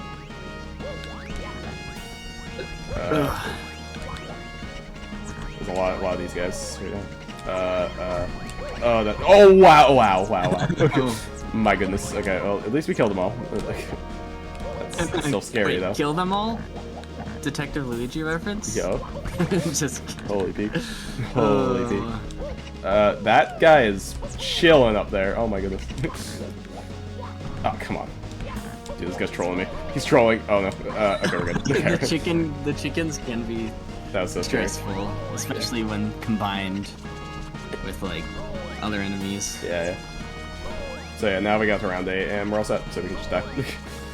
That's a little scary. I once died in that round in a run. That's not fun, because that wastes like 3 minutes. At least 2 minutes, maybe more. Alright, so we got that. Next up, hot rope jump. You guys already saw this one. Damn, I can't believe I ripped off Mario Party 64. What was he thinking?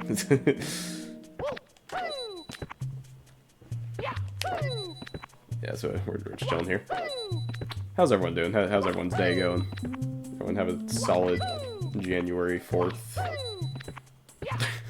Yeah, I'm having a pretty solid day. Before this, I came onto this event. I was actually working on a boss fight for my collab hack. Yeah. What's that? King Jellyfish from Battle for Bikini Bottom. That sounds sick. I bought the remake, yeah. but I never played it. That's the thing with like maining ROM hacks is like I buy so many games, I never play them. It's great. Yeah, and that's just part of being an adult too, because like when you're a kid, you can actually 100% all the games you get because like you're. Was that it? Okay, nice. Yep, just for you. You can actually you actually 100% the games you buy because, or I mean that your parents buy because your parents are like the only source of your video games. But like when you become an adult and you have your own money, it's like there's a million video games you can buy, and like you only want to spend time on video games that are like actually worth it. So it's like crop, you know. And yet I still play ROM hacks for some reason. Okay. Yeah, I mean, despite these AAA games. The same here. Hacks are fun. Oh yeah. Marathon's been a good time. Good time as always. And also I feel like I don't really like any other 3D platformers other than Mario 64. I know that's like heresy to like Mario Odyssey, but like I don't know. For some reason I just preferred Mario 64's momentum-based movement. Oh yeah, I prefer the a lot of other 3D over platformers. literally any other game, but that's just because I spent my life playing this game, so.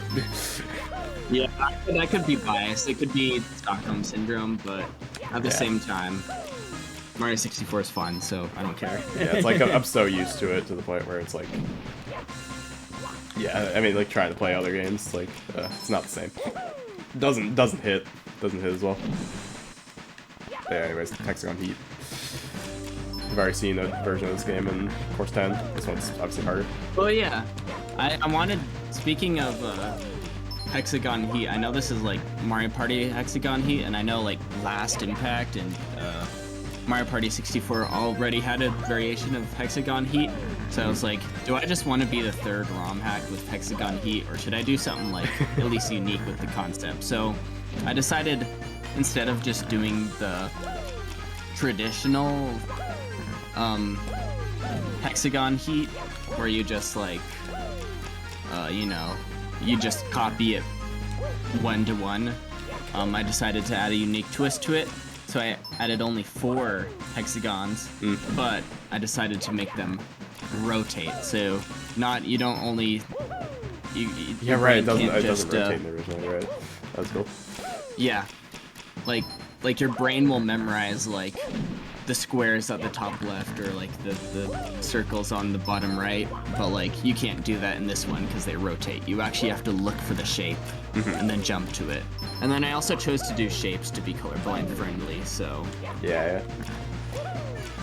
I don't know if any colorblind people play Mario 64 hacks, but if they do, it's if they do, there's not much accommodation usually, but you know, it's totally good. Against 25. We're good. And I know the newer Mario Party also does shapes.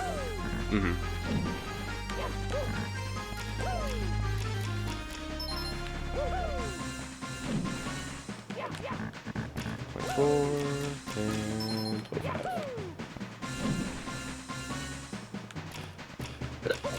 Uh-oh. Oh no, I died. It's all good. Ooh, that's... No. Oh, wait. Yeah. I forgot I lowered the score. That score used to be a lot... Well, I remember it being super high and getting mad at it because Matt goes bad. I genuinely forgot. Yeah, you're like, yeah. oh no. This is fun. Yeah, So actually, this is based on another ROM hack I made, Snake.io. Yeah. I figured though, I just wanted to do a better version of it because like in the original version, it was kind of like the animation wasn't smooth. Although I will say, I feel like you doing Snakeo with the fast badge. But the fast badge makes it harder. Yeah. For sure, but yeah, it's still fun. Whoa, but, oh my goodness. Yeah, exactly, it makes it a little harder. It's all good, it's all good. This one, you don't lose that much time for losing. Like, if you die late into Hexagon Heat or something, it's over. Your run's just dead. Yeah. And, like, I made the original Snakeo because I wanted to, I thought the concept of Snake in Mario 64 was, like, super cool. Yeah. Or, like, Snake in 3D. Although I will say, it didn't pop off as much as I thought. I guess I'm the only one who really thinks Snake in Mario 64 is, like, a neat concept, but, like, I don't know. I decided in Beyond the Cursed Mirror... Oh, yeah. In Beyond the Cursed Mirror, I'd just, make the concept better, and the only thing that, the Snakeo hack has different than Beyond the Cursed Mirror is that you can take the snake... Well, that was so lucky. Oh my goodness. Like 4 just spawned in front of me. That's so funny. Oh, no. that was so lucky. Nice. Nice. Good. Alright, next up. This one's also a bit of an auto-scroller. This one I actively have to try to lose. This one's really easy. Edward's survival. Yeah. Well, you got the Edwards. It does make one happy. Oh yeah. Actually, fun thing about this minigame. This minigame's actually inspired by a Roblox game I made called Edward's Survival. Oh, well, there you go. And quite literally, it's the exact same concept. I made the Roblox game first, but when I was making this minigame, I was like, wait a minute, I have the same tools to make this work, because Roblox, all I had to do is make the raycasts from Edwards.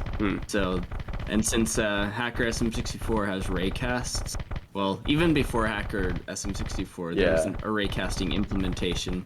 So I was like, oh, I can just use this raycasting implementation and make Edward Survival in Mario 64, and it'd be really funny. This is a funny, this guy is not very nice. I don't know what that guy's doing. Anyway, can we get some spoilers in chat? Oh, yeah. This one runs fantastic. When there's like... Yeah, when there's like a lot of Edwards, obviously the N64 is like, you know. Yeah. I have a console set up, but I left it at school, so I can't, so I can't play on that. And wait, I usually don't. You bring your N64 to school? Yeah, I mean, I just had it at my dorm just in case I needed to test something. Oh, in your dorm. Yeah, okay, yeah, dorm room. That makes more sense. Not in like a high school, not in like a high school classroom, setting it up at the smart board, you know. Yeah, that's what I thought when you said that originally. Yeah, right. Although, I don't usually play on console. I play on it sometimes if I need to like test stuff. Yeah. Yeah.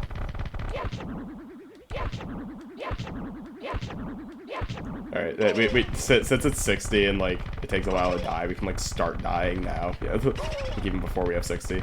It looks scarier than it actually is. There we go, nice. Edward. Alright, now we're getting into my 3 favorite ones. We're gonna end off with Bad Apple as a victory lap. Oh yeah, I never bought Sega. Flappy Mario. Victory lap? Is that a Pizza Tower reference? Just kidding. True. Yeah, so everyone's favorite. I don't think there's anyone that dislikes Flappy Bird like as a game, so that's cool. That's really cool. That was stupid. I don't know why I did that. Opinions on SpongeBob peak. Oh yeah, I lowered the score from 10 to 5 because since it's Flappy Bird, everyone was having trouble with it. Yeah, I mean it's hard. I will say, I put a unique spin on the Flappy Bird formula, and it still makes people mad, which is the goal of the original Flappy Bird. So True. I'm glad I figured out how to do that. Like I said, nice. I like to do a little trolling sometimes. You gotta do a little trolling. You gotta do like a little bit, but come on, like as a treat, you know. Mm-hmm. Nice.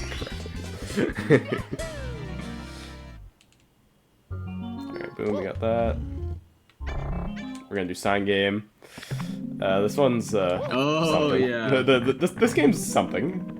I do hope I fail once, just to get people a little scared, but we'll see. Yeah, so this is actually not an exact direct port, but like I made a game called, well, Board. Board. That's literally what it's called, like as in like a wooden board in all caps. You can find it on romhacking.com. And basically, this is not really a port. Oh, There he is. I was making sure to stall a little bit there because you want him to be chasing him so he doesn't cut you off over here. yeah.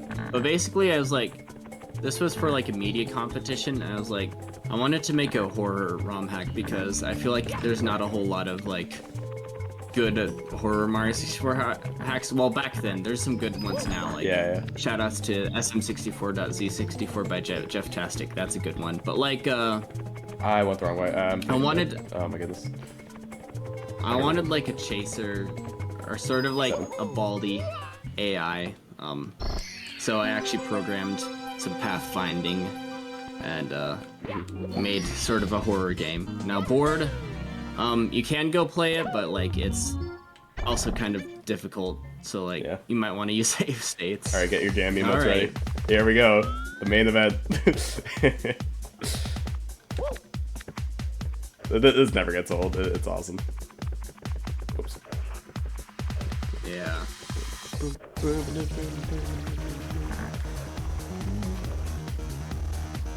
A certified banger. Everyone's favorite minigame. There we go. Yeah. It's funny that you say it because there was one person who like called me cringe for putting Bad Apple in Mario 64, but like I don't regret it one bit. Come on. Have some fun. Loosen up a little. Come on.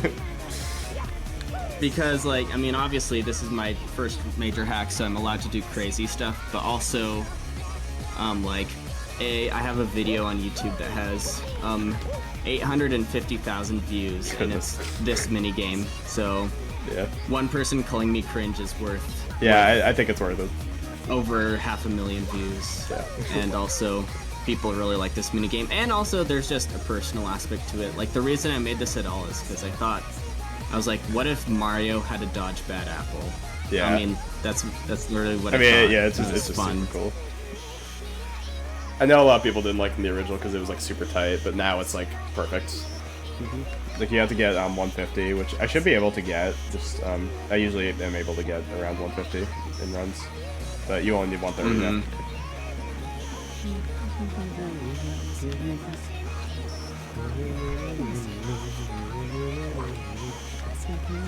Ah, there. I don't have it like fully and also, memorized, but like yeah, I know. Yeah, you don't have to like overly memorize it to like win it. Although, since I've seen Bad Apple a lot, I always have a general idea on where to go. Yeah. I've just done it enough times where it's like, the white is gonna be over here. Proper avoidance genre, SM64, that'd be cool. Yeah. And then also, like, for some reason, a bunch of Mario 64 fans and Toho fans have overlap. So it's like, even though I'm not like Star Revenge 8 with where Mario's literally in Gen Tokyo, it's a nod to Mario 64 fans being Toho fans. So it's like, it's true. And you know, all throughout this hack, I sort of want to, I always put a few nods to like ROM hack community specific stuff. So it's like, it's like my, I don't know, you'd call it just my tribute to Mario 64 ROM hacking in general. Yeah, for sure. Shouts Winter, by the way, I believe has the record on this. On this, I think she got like SM64. I think she got like 200 something, 212 or something like that. Oh yeah. Can we hit 170? That'd be nice. 170 is what I was. I'm surprised nobody's like tool assisted this yet, but I would love to see that. I'm sure tool assisted runs are pretty hard to put together, so yeah, they are. I'm not like, oh, you have to make a Bad Apple tool assisted speedrun. That was pretty much 170. Okay, cool. Okay, not bad, not bad. Only lost like a minute on that minigame zone, which is nice. I think it was one bad apple death and one something else. Okay, so we're gonna go. Now with that, we're gonna go clean up course 5.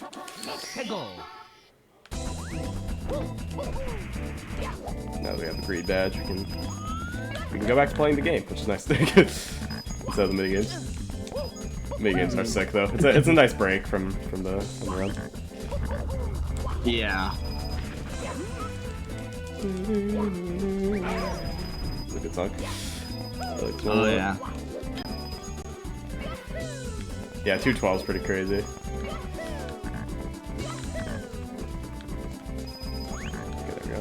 Cool. Luckily I remembered to equip the double damage badge for the arena survival earlier because I always forget to do that. It makes the arena survival so much faster. Oh, whoops. I gotta be careful with this Chucky right here. Hopefully he's nice. Okay, barely. Oh, okay. Lucky. I did have one run where I finished grabbing it. The Chucky grabbed me, threw me off. I respawned right into the Chucky and he threw me off again and I died. That was interesting. But yeah, we're back to arena survival. Don't need to do it as long. But yep, this does happen. Yeah. With arena survival.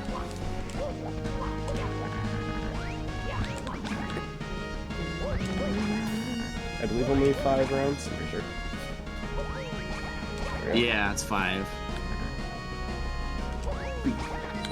Yeah, slide kicks are overpowered in this.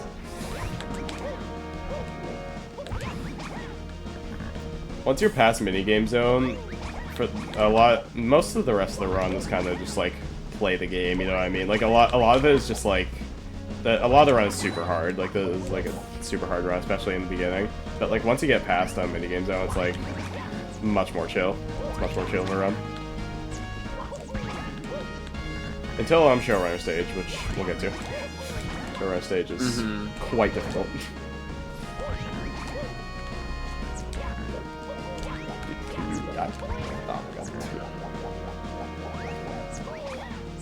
I'm glad you put in like the hold Z to flutter down faster. It's really nice. Nice quality of life thing. Yeah.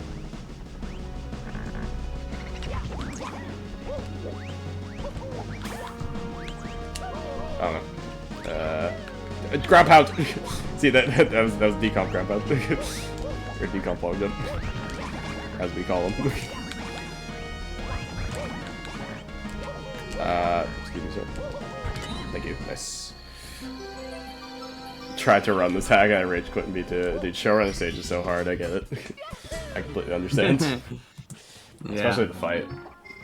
Which I honestly, take a lot of precautions to make the fight less hard. Course 3.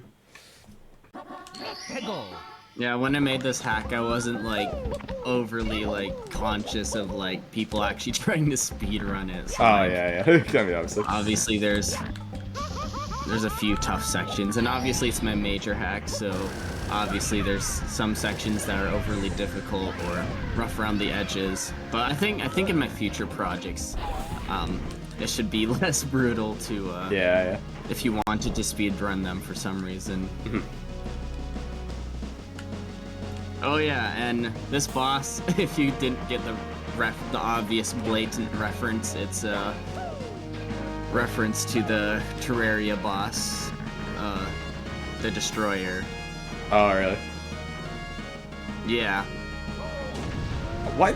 I've never gotten hit by him before. Jarp says I need to do hundreds first.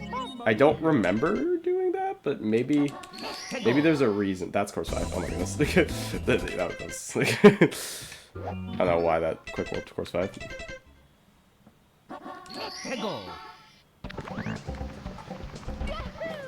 There's probably a reason to be doing hundreds first, but I don't remember it, but I'm gonna trust Jarp because Jarp knows more than I do, so. Yeah, we're just gonna get 100 coins out of the way. I didn't think that was a thing, but you know.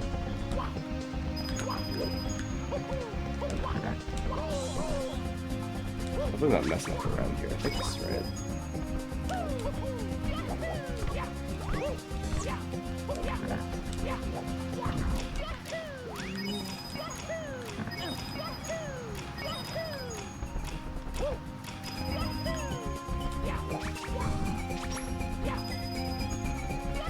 Yeah, I know you do it with the enemy star, but do you have to do that first?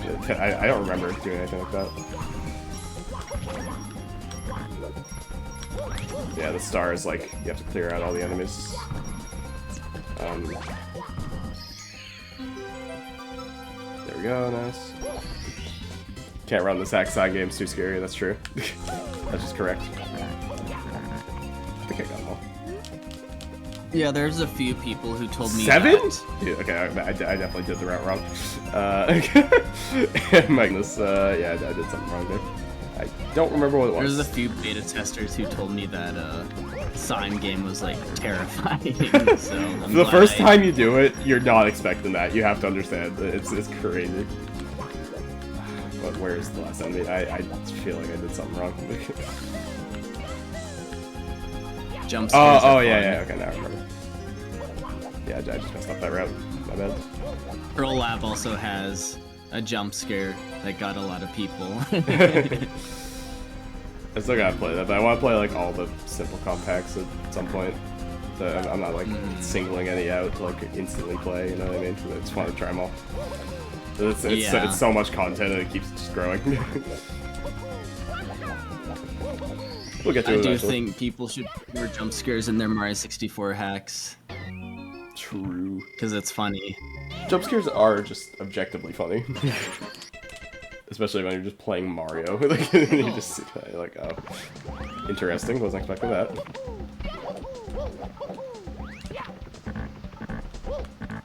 Alright, we're gonna try this again. I don't really know how I died. I kind of wasn't really even paying attention. I just was dead, and I was like, oh, okay.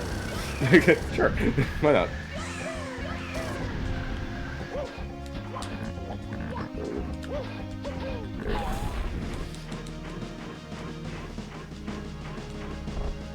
The Death Pokey.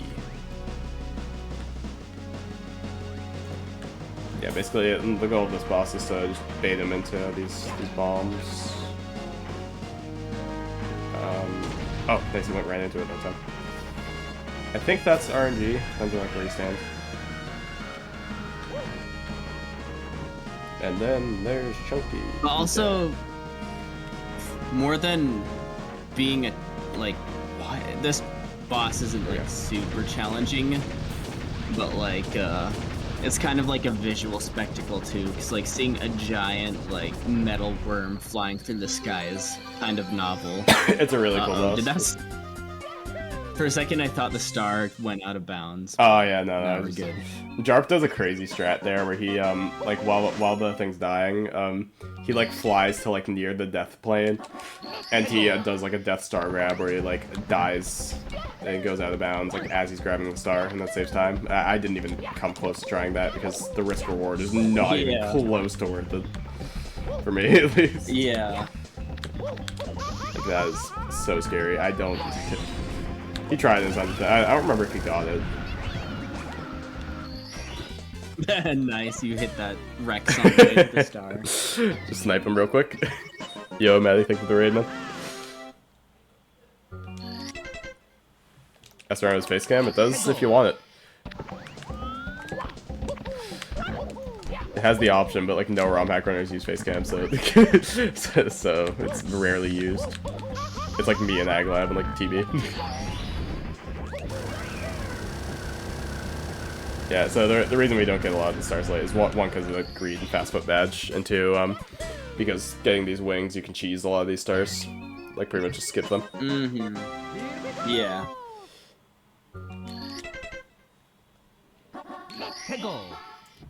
Rocket rings, this one's a little tough. Hopefully I can do it well. Oh yeah, this one is actually tough because since you get, well, you're supposed to get the wings late into the game. If you're speedrunning, then you get them early, but like I wanted like for the player to backtrack to an earlier course, and then that course has a harder mission Yeah, So yeah. that's kind of cool. Like, so I do like when it does that. Mario in the multiverse, I know backtracking can be seen as a negative thing, but also sometimes it can be fun and satisfying to like get a new ability. I mean, it's kind of the same dopamine hit you get in like a Metroidvania. Yeah, when you like unlock something and then you can go back to a passage you couldn't access before. So that's what Mario in the multiverse is gonna be doing a lot of. For sure. And yeah, we had the webcam when Bubsy was doing a blindfolded run, so people would know he wasn't cheating. And then it was already there, so it's like, alright, anyone can use it. Sure, why not? Yeah. Like 6.25 is backtracking a lot. I feel I like it in a vacuum, but it's like you backtrack to so many levels that like kind of get old. Just trying to get into course 2. There we go. What's the backtracking like in Star Revenge 6.25 again? Yeah, basically like you get like the yellow switch, and then like you go to every level. Essentially, you have to go back to every level because you'll have an extra star with the switch. Whoops. And then that's also a thing in Star Revenge 8, Scepter of Hope, because you have like the ultra badge. It does have the badges, badge, yeah. right? Yeah, the badges. It also has switches as well, so I mean, there's a lot of backtracking in that game. But that game is also like open world, so it's like a little different. Yeah. Whoopsie daisies. Oh my god. Trying to do a little.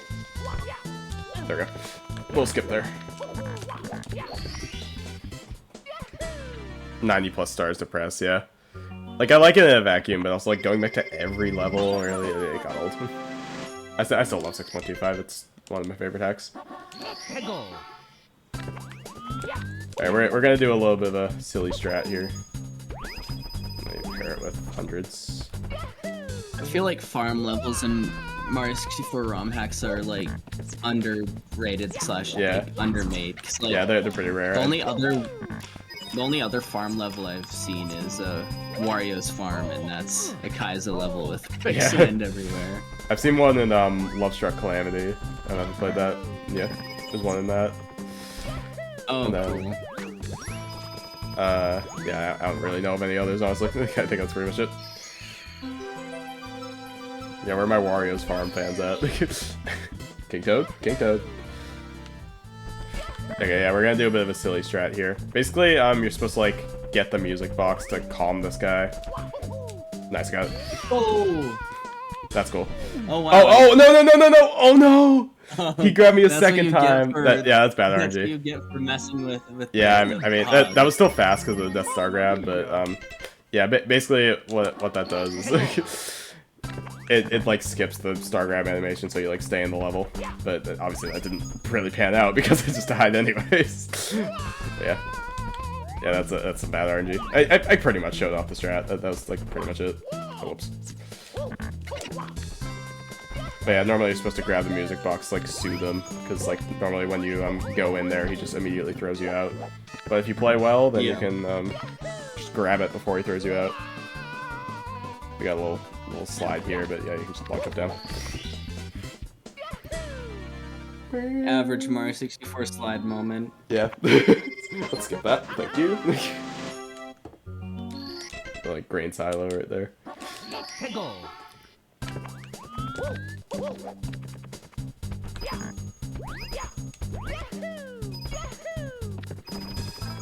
Yeah, it's a tough strat, but it's pretty cool. Just like getting the jump off is like the hard part. I got that really nicely. So. Oh wow, you can do this without the horse. Yeah, so normally you're supposed to go with the horse for this. I barely got it. Nice. It fell out of your pocket. The horse. Yeah, the horse. Something fell out of your pocket. Horse. Yeah, you're supposed to use that horse carriage to get those, but you can do it without it. Mm-hmm.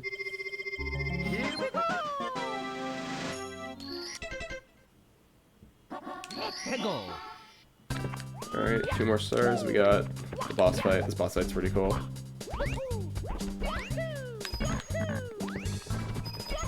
Yeah, also, I'm not gonna be worrying about grinding for any more coins now. Like, we pretty much are done with that.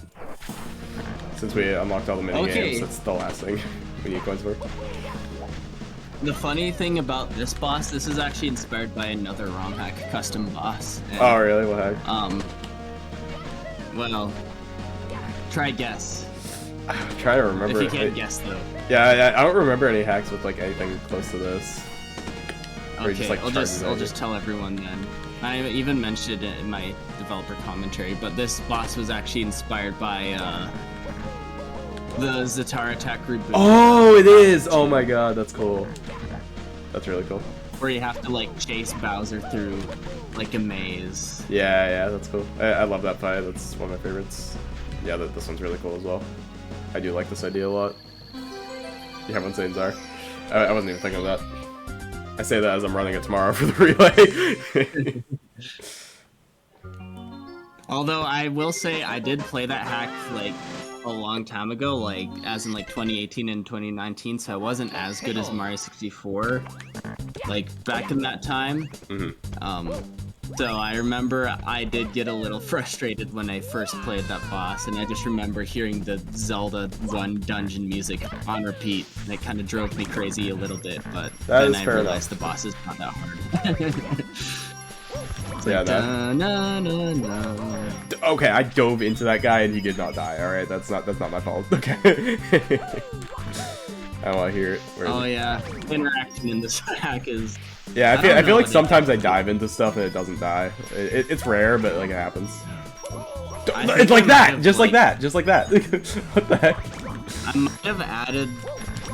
I don't remember if I planned on removing this, but I think like in 2020, like very early on in development, I added like I wanted combat to be a little tougher, so I like changed how diving works. But oh, okay, that's gotcha. Probably something like that. But like now, it's like not the most sensible change. Yeah, I mean, it's all good. Dude. It just dawned upon me that you haven't gotten a single star in course 1. Yeah. It's a funny route because we're almost 2 hours in and we haven't gotten to course 1 yet. Yeah.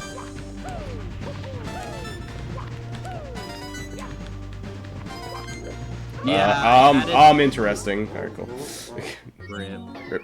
I added a speed requirement for like killing things with a dive. Like probably not the best choice, but none of my future hacks will have that. I don't remember why I added that. I think I just wanted like fighting certain enemies to be more tough. Yeah. I get it. It makes sense. I mean, combat in this game is relatively easy most of the time. Yeah. Oh yeah, this is. Yeah, levels in Universal Constellation pretty much like to the T, from what I've seen. I haven't played that hack yet because it's a lot. Yeah, no. So basically I was invited to Universal Constellation and I was like, yeah, cool, do a level.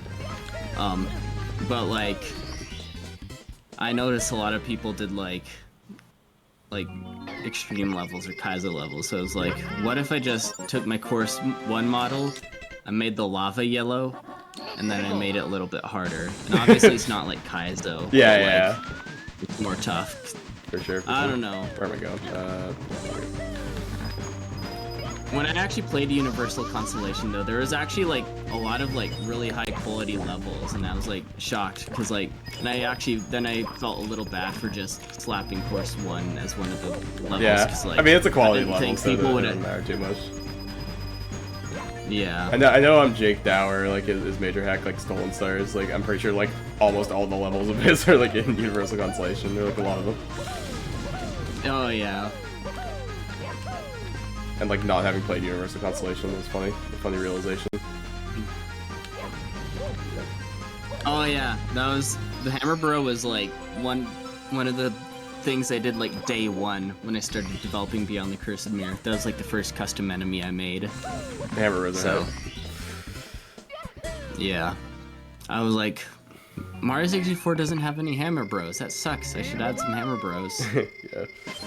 And luckily they're not as annoying as Hammer Bros and other Mario games, like these 2D ones. Yeah, no kidding. I mean, the reason they're annoying in 2D games is mostly just because they're like jumping around and blocking your way, and the hammers are like Right, yeah. literally you like can't really react to them that well. yeah, but like in 3D, obviously you can just step to the left a little bit and then avoid the hammers, which is nice. Exactly, or for more runners to use it. Okay, we're gonna do the boss here.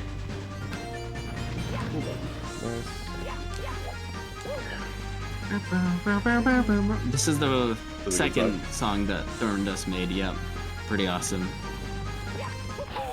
You also changed. Sorry. Yeah, you also changed how bullies work in this game. So like, usually you can like hit them from like the back or whatever. You know what I mean? So like, yeah. Like you can like ground pound in front of them, face it. Like it usually depends on which way you face, but now it depends on like where your position is. Dude, messing with the bully code was actually kind of annoying. So that's why the bully behavior is a little off. Is because. Yeah. I was like, I don't remember why I was wrestling with the bullies so much, but they were like, they didn't work right with like the pipe bar. Yeah. So it's like, it definitely makes more sense for them to definitely- be based on angle or based on position as opposed to based on angle. I do like that change. yeah. Oh yeah, funny. Just you can just skip the whole star just by lava bouncing. I don't to think it. the back of this has collision, which is funny. Which like I guess is fair. Oh yeah. You're never supposed to be back there anyways. So. Mm-hmm. You can do a lot of stuff with shell on this level. I don't. Yeah, okay, I'll do this star then, because it's one more star I was gonna get that doesn't need the shell.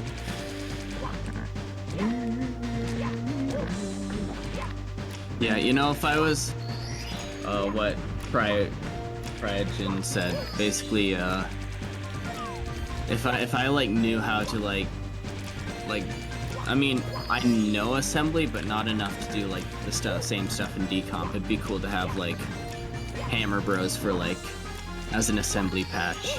Yeah. I barely remember anything about assembly hacking anymore, and just assembly hacking is just so much more Annoying. tedious. Yeah. Yeah. Assembly in general, I get it. I gotta take an assembly class next semester. It's over. Yeah, it's gonna be 6:30 p.m. to 9:30 p.m. It's gonna be great. Oh wow. Yeah, I'm not excited about that. Anyway, it's that point. Almost done with this level. Yeah, well, that's three whole hours. Yeah.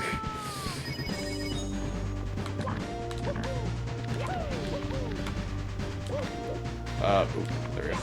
And this one's the steel crate cleanup. I'm pretty sure you're supposed to use the pipe for this one, but you can also just like push it. Yeah. I wanted This the one. interactions here to be interesting, so like, if someone pushes a crate into the lava, I feel like it should break open. True. ASM's probably easy, but it's not gonna be easy at 9 p.m. on a Wednesday for 3 hours. Yeah. No, definitely. I can't upgrade again. And the Yeah. thing about assembly is it's not a hard language, it's just tedious to like make any big system with it, because you have to like manually organize all the registers, and it's just, I mean, obviously there's like assembly, like not compilers, assemblers that like make your life easier, but like since we're Mario 64 hackers, we use RMIPs and like Yeah. we I use, also like, just realized now that I weird- upgraded, I can't get the sticky badge, which was a blunder on my part. I forgot that I was supposed to buy that. Oh yeah. What do you use the sticky badge in this run for? 200. It makes the showrunner boss easier. Oh yeah, that Yeah. funny skip. I'm gonna grind coins. This is a really dumb backup, but you know, like there's so many coins in this level that it shouldn't be the worst. I mean, I only need a little over 100, so this is not that bad. I don't True, know. this is the weenie level. The weenie level. Weenie Hut Juniors. I guess it's fine, don't worry about it. Easy backup, easy backup. Yeah, I just need 110 coins. Mm-hmm. which is fine. That's fine. That was just a silly mistake on my part. Like I was like, oh, I can upgrade and have more health, not realizing that I had to. I had to have coins for the sticky badge. Guess I'll just get this star.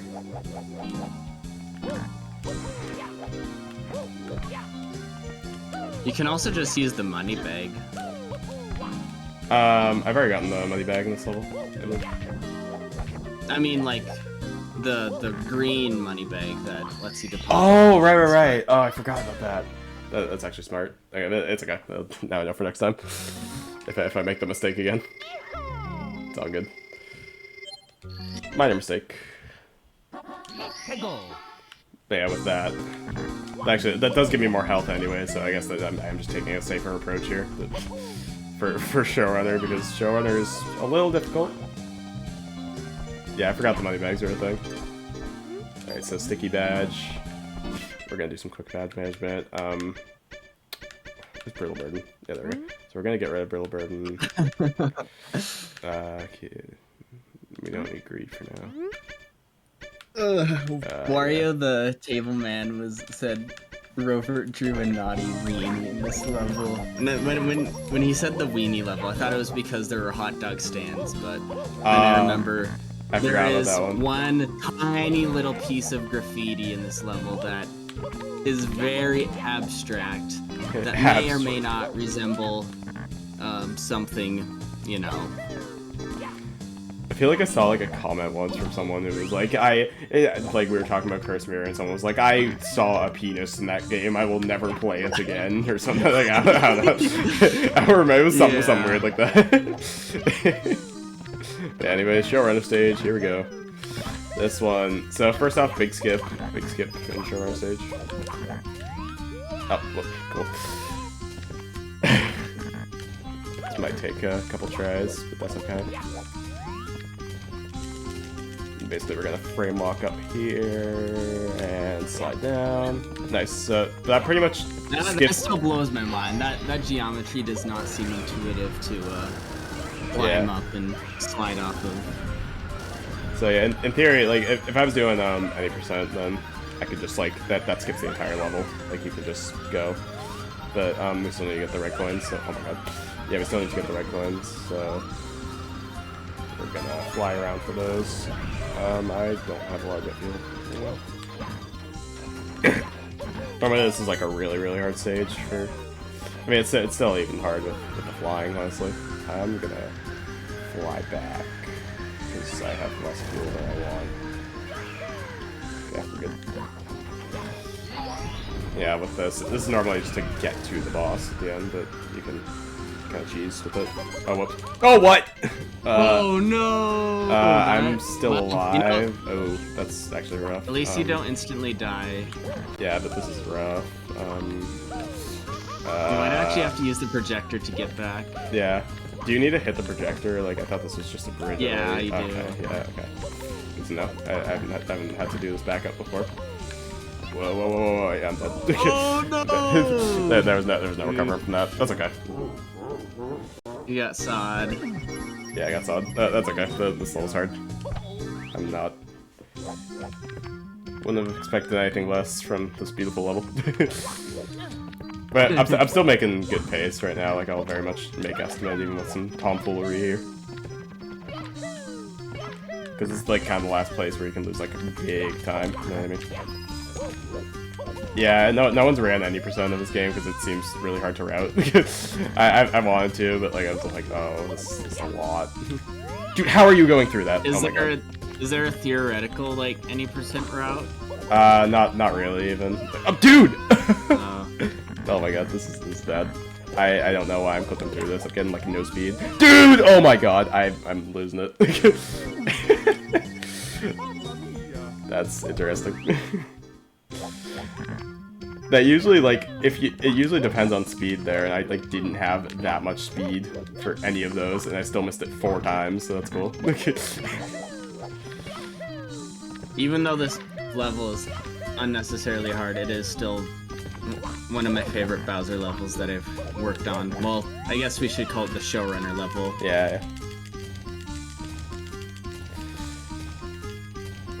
So are you playing on keyboard then? No. So what? Yeah, that's something with the sticky badge that can happen. No, Yeah.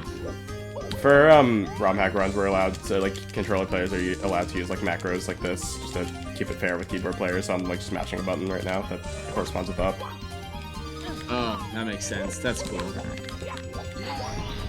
Yeah, people do it all the time. Oh, there we go. Yeah, frame walking with an analog stick is pretty gnarly. So Yeah, no. I know. Vanilla Mario 64 runners do it, like JRB. But yeah. The hacks, it's like, no, I like my controller stick. I don't want to kill it. My controller's nice. That's okay.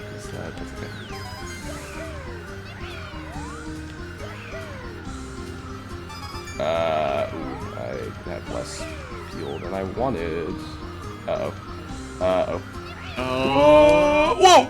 Oh, you made it! My goodness. Okay, that works. Oh.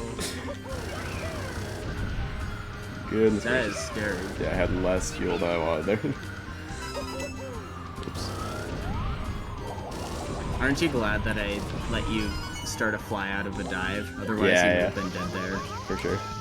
I don't want that. Although that fire can still get you. Yeah, you can't start out of a fire. I forgot to get this one.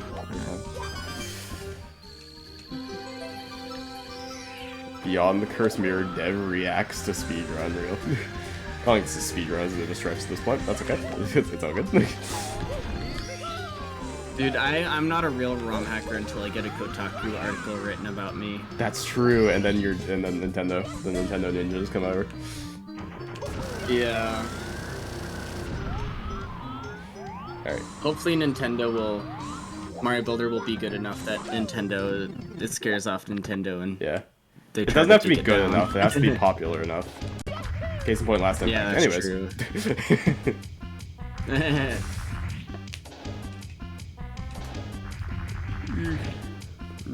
So yeah, we just kind of chill here for a bit. This is with the sticky badge. 4. Oh yeah. 5. There's a lot of pretty cool strats in this fight. Hopefully I can show them all off. A lot of ways we can make it easier. Okay, so yeah, first phase we only have to hit him twice. Yeah, you're pretty much just holding. Alright, I think I'm low enough, so that's good. Yeah, so you can just chill here, and basically he's like sucking you in. Are you okay with here. that slice? Oh yeah, okay. That's what that slice. Yeah, like he's is. sucking you in essentially. Like that's how it works. Hold. You have to hold in the chat. So yeah, you can chill here for a bit. Wall kick up. Ah, that's clever. You can use the vacuum power to like pull your wall kick back. This is pretty cool as well. So I messed it up. Yeah, basically you get hit and then you go inside of them and you can just grab pound and then it does a little quick kill. Okay, so we go back here. 1, 2, 3. We go back and we gotta do this. So he starts this attack, which we don't want to be in the line of fire for, because this attack is really hard. An avoidance kind of attack. Yeah.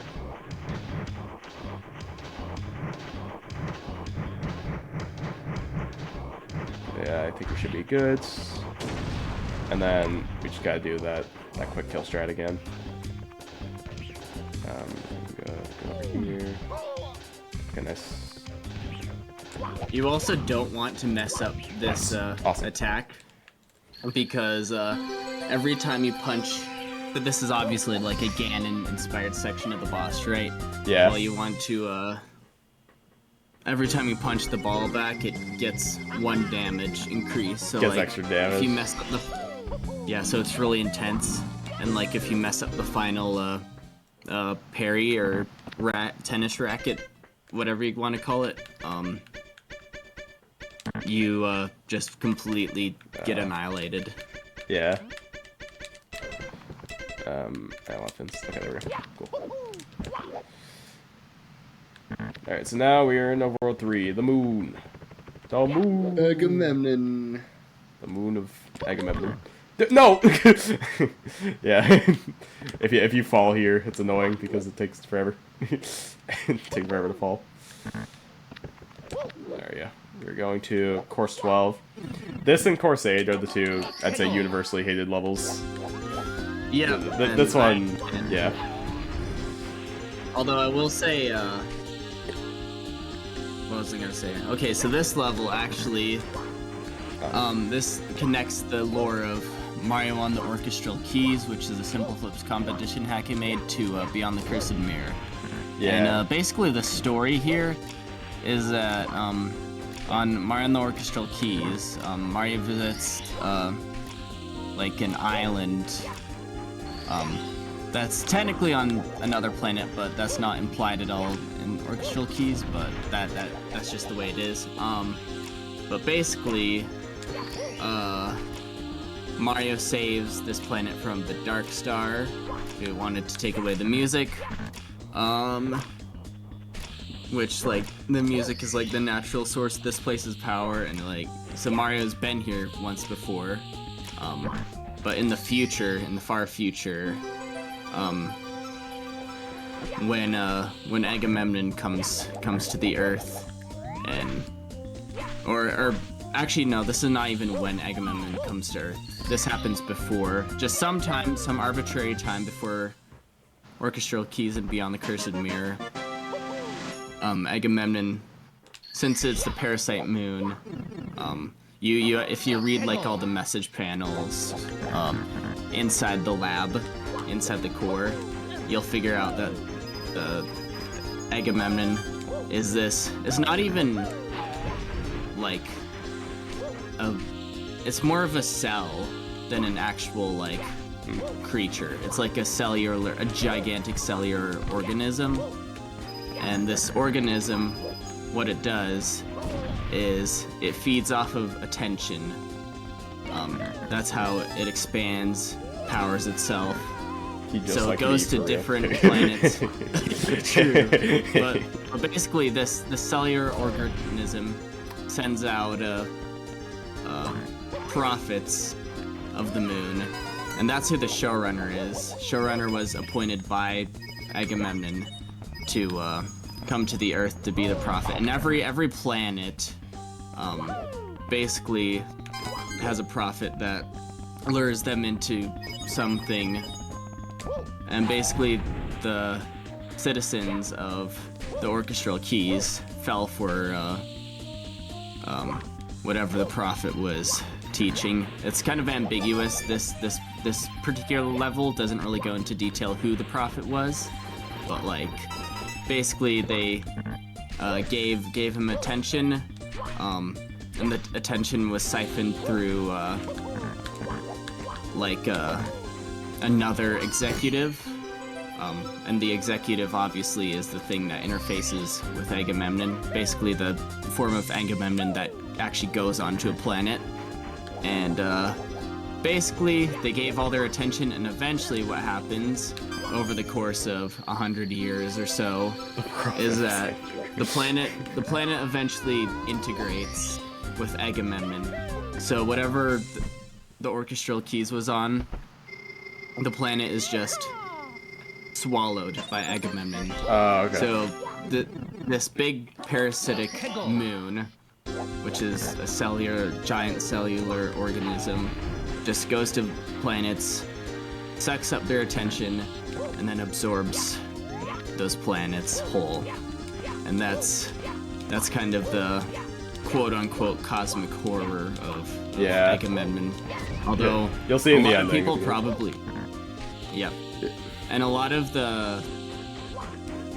players probably missed it because I think we probably did too much of a lore dump at the end of the game, just putting all the lore on the signs, and that's perfectly understandable. However, there were a few people that actually like engaged with the lore and actually like solved it, and like I was happy when people came onto my Discord server and they're like analyzing the lore, and they're like, is this how it is? And then they actually got it right. And I think it's nice that when you have a video game, not even just like a ROM hack, just any video game, if you have to like go outside the video game and like look outside the video game to like get analyze more the lore. answers, Yeah, like, I like to have the lore completely self-contained inside the ROM hack, which we did accomplish that. Yeah. Yeah. I think it's really cool, yeah. I'm never like a lore guy, obviously, like I'm a speedrunner, but yeah. Yeah. I think it's super cool. A lot of people... In general. That's the thing about making story in Mario 64. It's just like so many people play Mario for like the movement and like just stuff like that. They focus on that more so than like trying to pay attention to lore. Like just that speedrunner instinct of just mashing through text, you know? Yeah, no, that's fine. It's a Mario 64 hack after all, but like the lore is there as a treat for those who want to indulge. For sure. I do recommend everyone check it out if they go and play this hack, which I do recommend. It's a really good hack.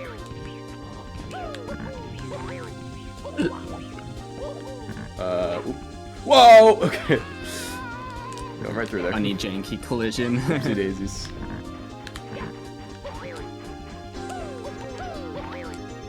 But yeah, basically, I'm sure you've noticed, but the gimmick of this level is the lighthouse. It goes on and off, and pretty much you don't want it. You'll always be in its line of fire as long as nothing's like blocking it. But yeah, you just want to be in a safe spot while it hits you. Mm-hmm. There we go. Probably not the best level gimmick. I thought it was cool when I first made it, but then Yeah. Like I know people who got annoyed by it. I'm a lot more used to it now. It's not the worst, but yeah. I can definitely. Yeah. I was definitely annoyed about it casually, but like once I got good at it, you know, got good. Skill issue. Mm-hmm. There are too many hacks that were recommended I don't want to play. Just play them all for it. Just play every ROM hack. It's not that hard. Oh, I've never seen him knock me that way. Oh, are you gonna save it? Was anyone scared? Yes. I don't think anyone was scared there. It was clearly all under control. Oh my god. What? I was going in there. That's so dumb. Wow. Dude, after that save, are you serious?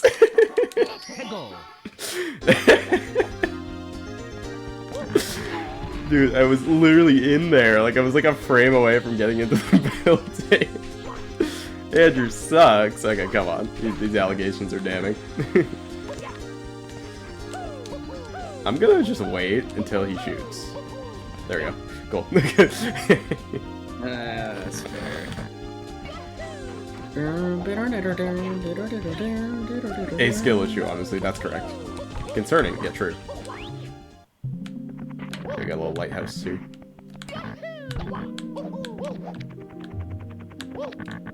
Difference in skill, unfortunately.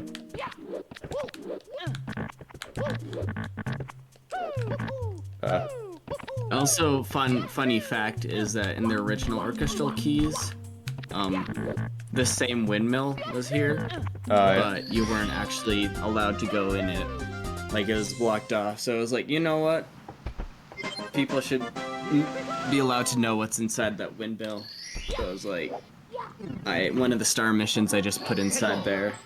Skill diff.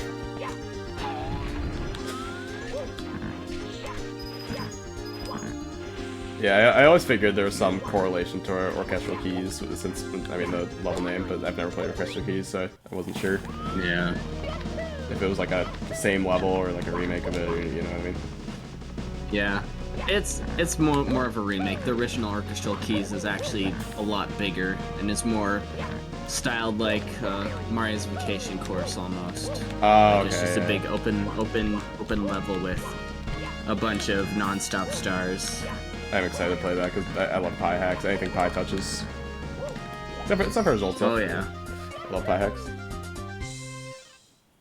Yeah, I'm excited for the new dimensional what do you call it? Another dimensional incident. Problem. Yeah, incident. Okay, yeah. Yeah.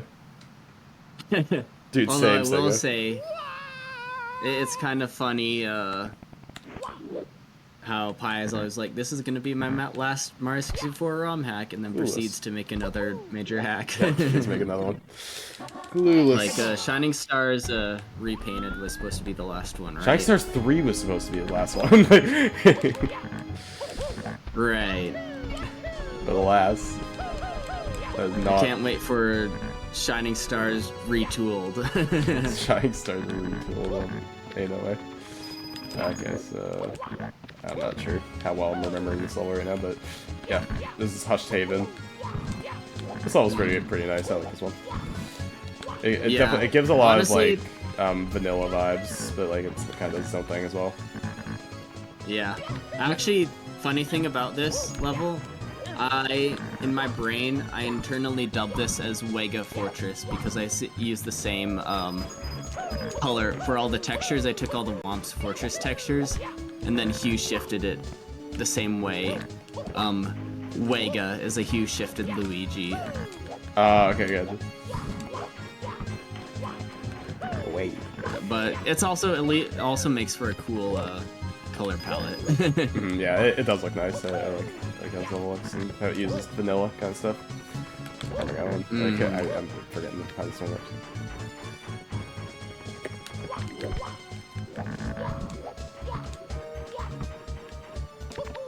I've already gotten that one.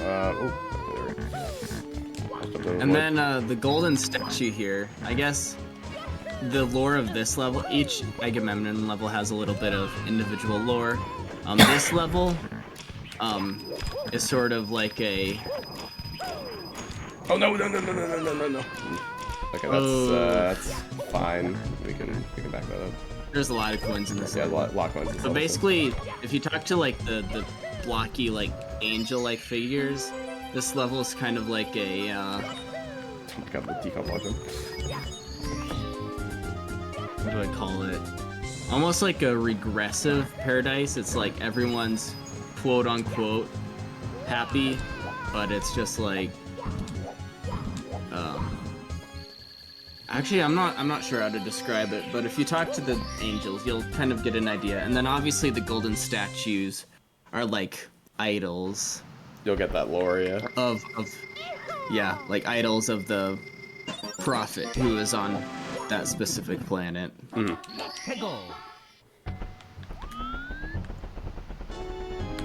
And obviously the goal of the Agamemnon levels is to like be alien-y and like obviously I've never made like alien-y levels before, so it's definitely new to it, and it was kind of like hard to make it like perfect, but like yeah.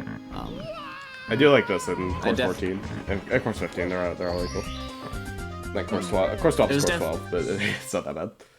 Yeah, it was definitely a challenge, and I actually did take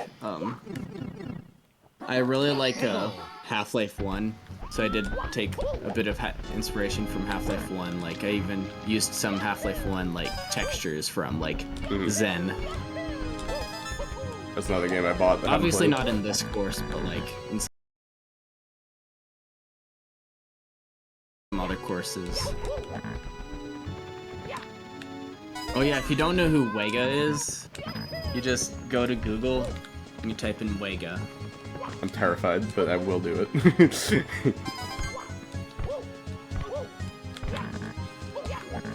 And it's W-E-G-A, and that's all. And the hue shifted Luigi is, like, dominates, like, the front page, because that's who Wega is. Wait. Like, you'll see it as the very first thing. I love bitrate. I love my bitrate works. It's all good, don't worry about it. It'll go back to normal any second now. Any second now. Any second now. It's probably fine now, hopefully. Any second now.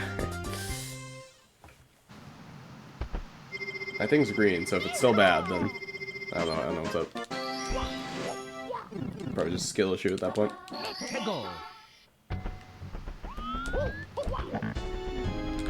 Literally looked good the whole time, so you guys are lying to me? Like, so you guys don't like me, like, as a person? It's kind of messed up, man. I don't know what you guys are thinking. Got this one right here. You gotta collect all the rings very quickly.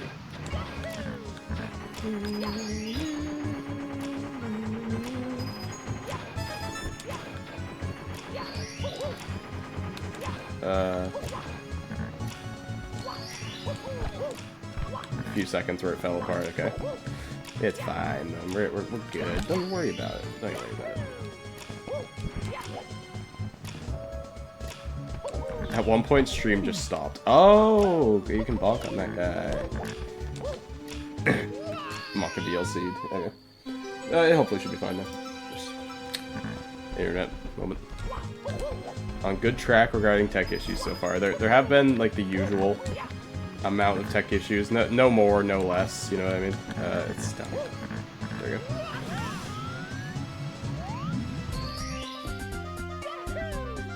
That came back. Okay, cool. Good to know. Good to know. Here we go.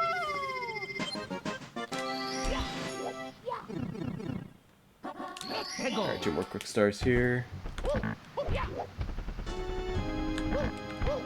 I know a lot of people had trouble with this cage star because they didn't know you could grab it, but yeah, that's what you're supposed to do here. Yeah. Which, like, I guess that's fair. My thought was to grab it, but yeah, I can see why people would not think that at first. Whoa. Okay, we're good. A little sketch.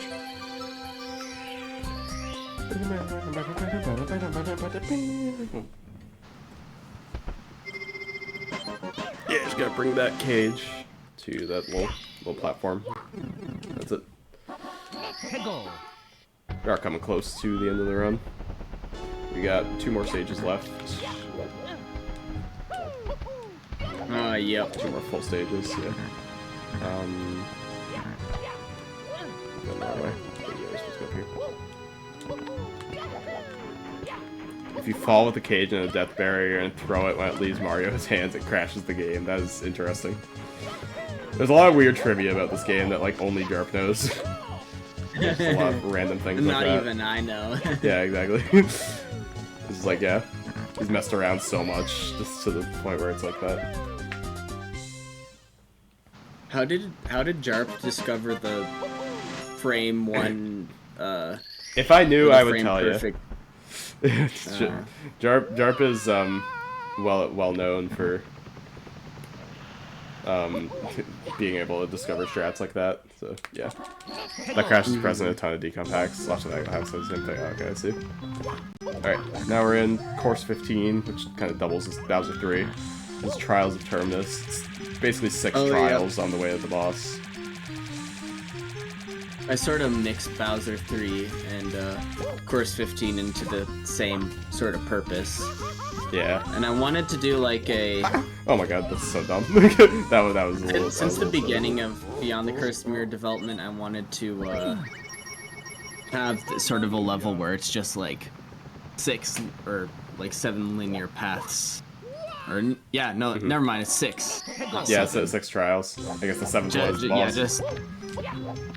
Yeah, just all paths to, linear paths to a star. And then, obviously, since this is, like, the core of Agamemnon, which is, like, it's, like, I decided to go, like, all weird with, like, all the levels because it's, like, you know... Yeah. I don't know, endgame stuff. Funny story, the reason I do 15 before 14 is because I was too lazy to change it. And I just kept forgetting to change it. But basically, Jarp does 15 before 14 in 100% because after 14 it needs to, like, buy the rest of the badges, but we don't need to do that in this run, so I just, like, took his, like, general level route, and I forgot to change it. It doesn't waste that much time, in theory, but, like, you know, a little silly. It's a little thing. Whoops. This is actually another interesting level concept because I think Axelion originally had an idea for a Beyond the Cursed Mirror level that was an upside down ocean, and like I think they worked on an upside down ocean level for Dog Collab, but that never ended up making the cut. Yeah. But at the time, I didn't know that the Upside Down Ocean wouldn't make the cut, so I was like, since Axo originally suggested it for Beyond the Crystal Mirror anyways, what if I did an Upside Down Desert? And I thought an Upside Down Desert was cool, because I mean, Mario Odyssey had the Upside Down Desert concept too. Yeah, I mean, it had that... like a giant Upside Down pyramid, so it's like, yeah, it was really cool. Seeing an inverted desert is really cool, and that's why I also inverted the skybox, just to sell that concept. Oh, I didn't even realize that. That's really cool. I like that a lot. But yeah, I don't know how to describe it. The levels and since it's like the core, like Agamemnon, the levels are supposed to be more like, I don't know, conceptual and liminal, just like stuff like that. Because it's like Agamemnon is like messing with your mind or something. I don't know. Yeah. So technically, you only have to do 3 of these trials to open the gate to get to Bowser 3, to get to the fight. I say Bowser 3, but you know, it's not Bowser, obviously. This trial's pretty cool. Honestly, while I understand the lore of my hack, sometimes I'm really bad at explaining it. So yeah. sometimes I just leave Rationalist to explain the lore because he actually knows it. It does seem hard to better than I explain. do. I mean, yeah, you did get a professional writer to do the lore, so I'm sure it can be hard to explain. Yeah. But yeah, it is really cool. And I'm glad about how the story / lore ended up, because like otherwise the original plot line of Beyond the Cursed Mirror was gonna be that Metal Mario or like Shadow Mario from the Void is like a void entity and like use the mirror to lure you into like an alternate mirror world of the Peach's castle that got sealed off, and then like he'd like kidnap Peach and Luigi. So the plot was gonna boil down to you have to save Peach and Luigi from Void Mario, which would be very generic and kind of boring. So I'm glad that the story is a lot more interesting. Definitely helps it stand out for sure. There we go. That was a bit of a dumb death, but oh well. Oops.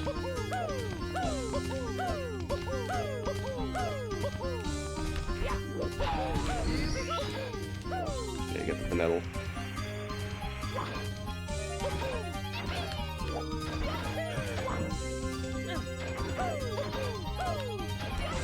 Nice. Okay, cool. That one can be pretty tough. 3 more trials to go. I believe I equipped the Finn's badge, right? I think I did. Well, one thing is, I'm not sure if I remember the route for the water maze. So, that's another. Yeah. So this was a silly idea from Mr. Robert over here. You might explain in this one. Yeah. So you know how red coin mazes are like one of the 7 deadly sins of like ROM hacking, of Super Mario 64 ROM hacking. You gotta do it like once. I mean, come on. You're allowed one. Yeah, you know. You are allowed you gotta one water. Troll. You gotta troll sometimes, so it's like, you know, I want to make a red coin maze, underwater red coin maze, Rambi in 3D too. Okay, I'm pretty sure I remember the route, which is nice. I was not sure. Not sure if I remember this one. Actually, I don't know if I remember the ending, so that's fine. Don't worry about it. Oh wait, yeah, it's over here. I'm like 83% sure. Cool. Not bad.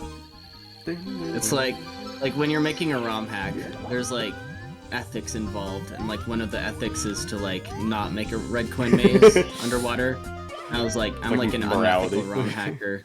Yeah, morale. ROM hack morals. Yeah, that's one of them. The last, some people break them, and sometimes that's okay. Sometimes you gotta break a moral to set one or something. I don't know. Yeah. Whatever that means. Yeah, I don't know what that means. It means something, that's for sure. I'm just saying words. Alright, now this one's Bit of an auto-scroller, but yeah, this one's using the snake blocks. I love this one. Yeah, shout out to SPK. I really love the. This is just like the Bowser level or boss level song. Yeah.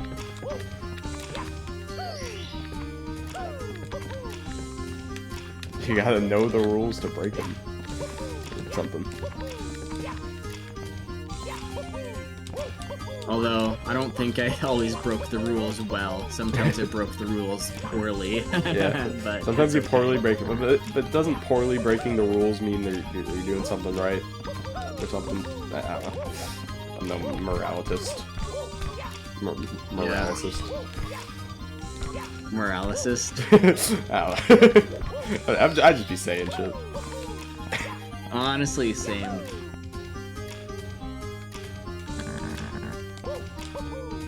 Alright, right now we're 15 minutes behind PB, and I still consider this a good run, so that shows how hard this game is.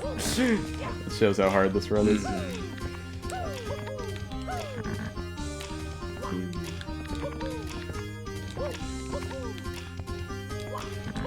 We keep forgetting to follow things, the pin messages. Oh well.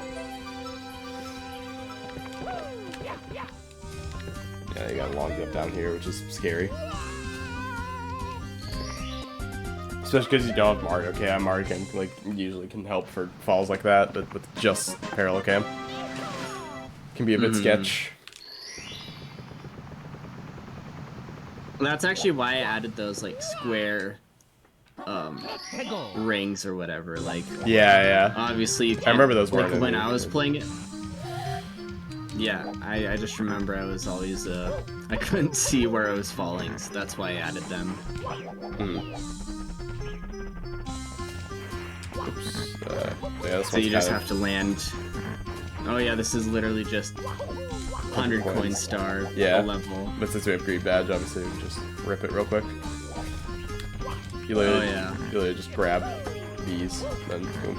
Yeah, it's obviously BOB. No, I wanted in for Beyond the Curse of Mirror, I actually wanted a new game plus where would be Master Quest where it inverts every level. But I was never able. I think there was some sort of limitation with decomp as a whole and the way everything's set up that'd make that nearly impossible. So instead I just thought the Master Quest Bob on Battlefield was really cool, so I thought I'd just make a reference to mirrored Bob on Battlefield, and it, thematically fit with the hack more because it's called Beyond the Cursed Mirror, so it's ha, here's a literal cursed mirror, a mirror of the level. Yeah. We are Beyond the Cursed Mirror, see, it's mirrored reference. Yeah. Oh, yeah.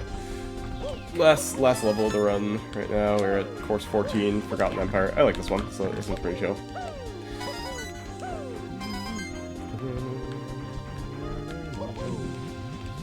I need that red. Thank you. You guys might see me swimming like that, holding A. It's actually just as fast to hold A as it is to mash A, so it doesn't really matter which one you do. If you have the Fins badge, at least. Not if you're just normally doing it.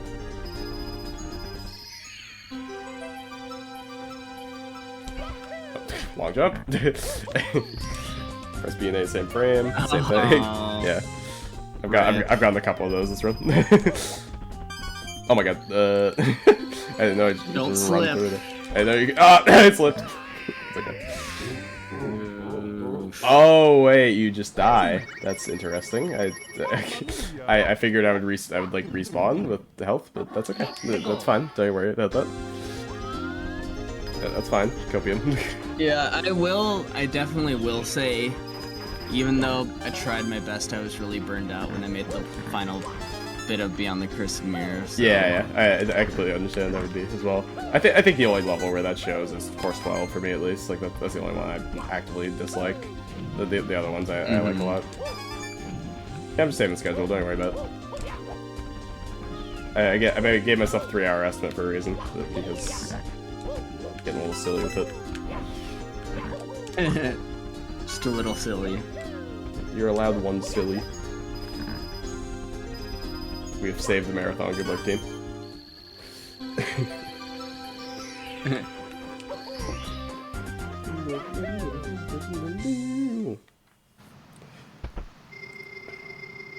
We saved Christmas. Hooray! Was Retroland, fair enough, yeah. Retroland, I know a lot of people didn't like. Is it just because of the mask, or is there other annoying missions in Retroland? It's just, I mean, I think a lot of it's just getting used to the 2D movement, but yeah, the mask was rough. It's also just a place I lose the most time, like always. Shut up. I don't remember what the mission was called, but in the beta version of Beyond the Cursed Mirror, the mission was called The Point of the Mask. Oh no. He should have kept it. Should have kept it. It would have been funny. Yeah. Alright, so the start's pretty cool. Basically, we're using the pipe to, like, cut down these trees. And you can, like, kind of rip combos with this, you know what I mean? Like, trying to hit more than one. And, cool. Yeah. Cool. Excuse me, sir. Yeah. Wow, and, very, very polite to the guy slamming cosmic spikes into your face. Yeah, exactly. Yeah, I'm a hospitable guy, you know. And we have a guest. Or I guess I'm the guest. I suppose Mario is the guest in this scenario. This is his home. I'm infiltrating. Yeah, so this you can do some really cool stuff with because yeah, that's definitely fun. Because the recall right there, like it hits it on the way back as well, so you can kind of just like get it in your kind of line, make some clean lines with it, like that, and then it hits it on the way back. I know Jarp had a really clean one in his run, but I don't really have like the best movement with it. I think that should have gotten all of them. Nice. Okay. Nasty. That's Lim.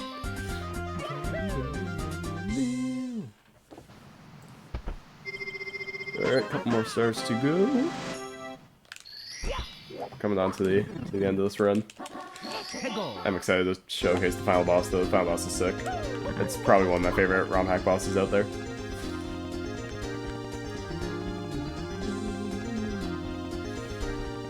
Yeah, this one's cool because you can use the fast foot badge and essentially just walk up these slopes. Oh wow, that's really cool.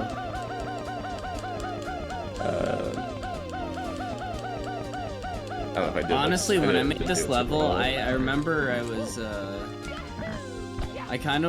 I really like the way Brodude makes his level, so I kind of wanted to, like, obviously the structure of this level is like kind of like weird, act specific and stuff, structure, yeah. but like as for the actual like geometry style and like the shape of the terrain, I kind of wanted to try mimic Brodude a little. I can definitely see it for sure. His geometry is like, his like modeling skills are kind of unmatched in the community, in my opinion, like just for hacking wise. Yeah. Like I just said, like no one models like him. Yeah.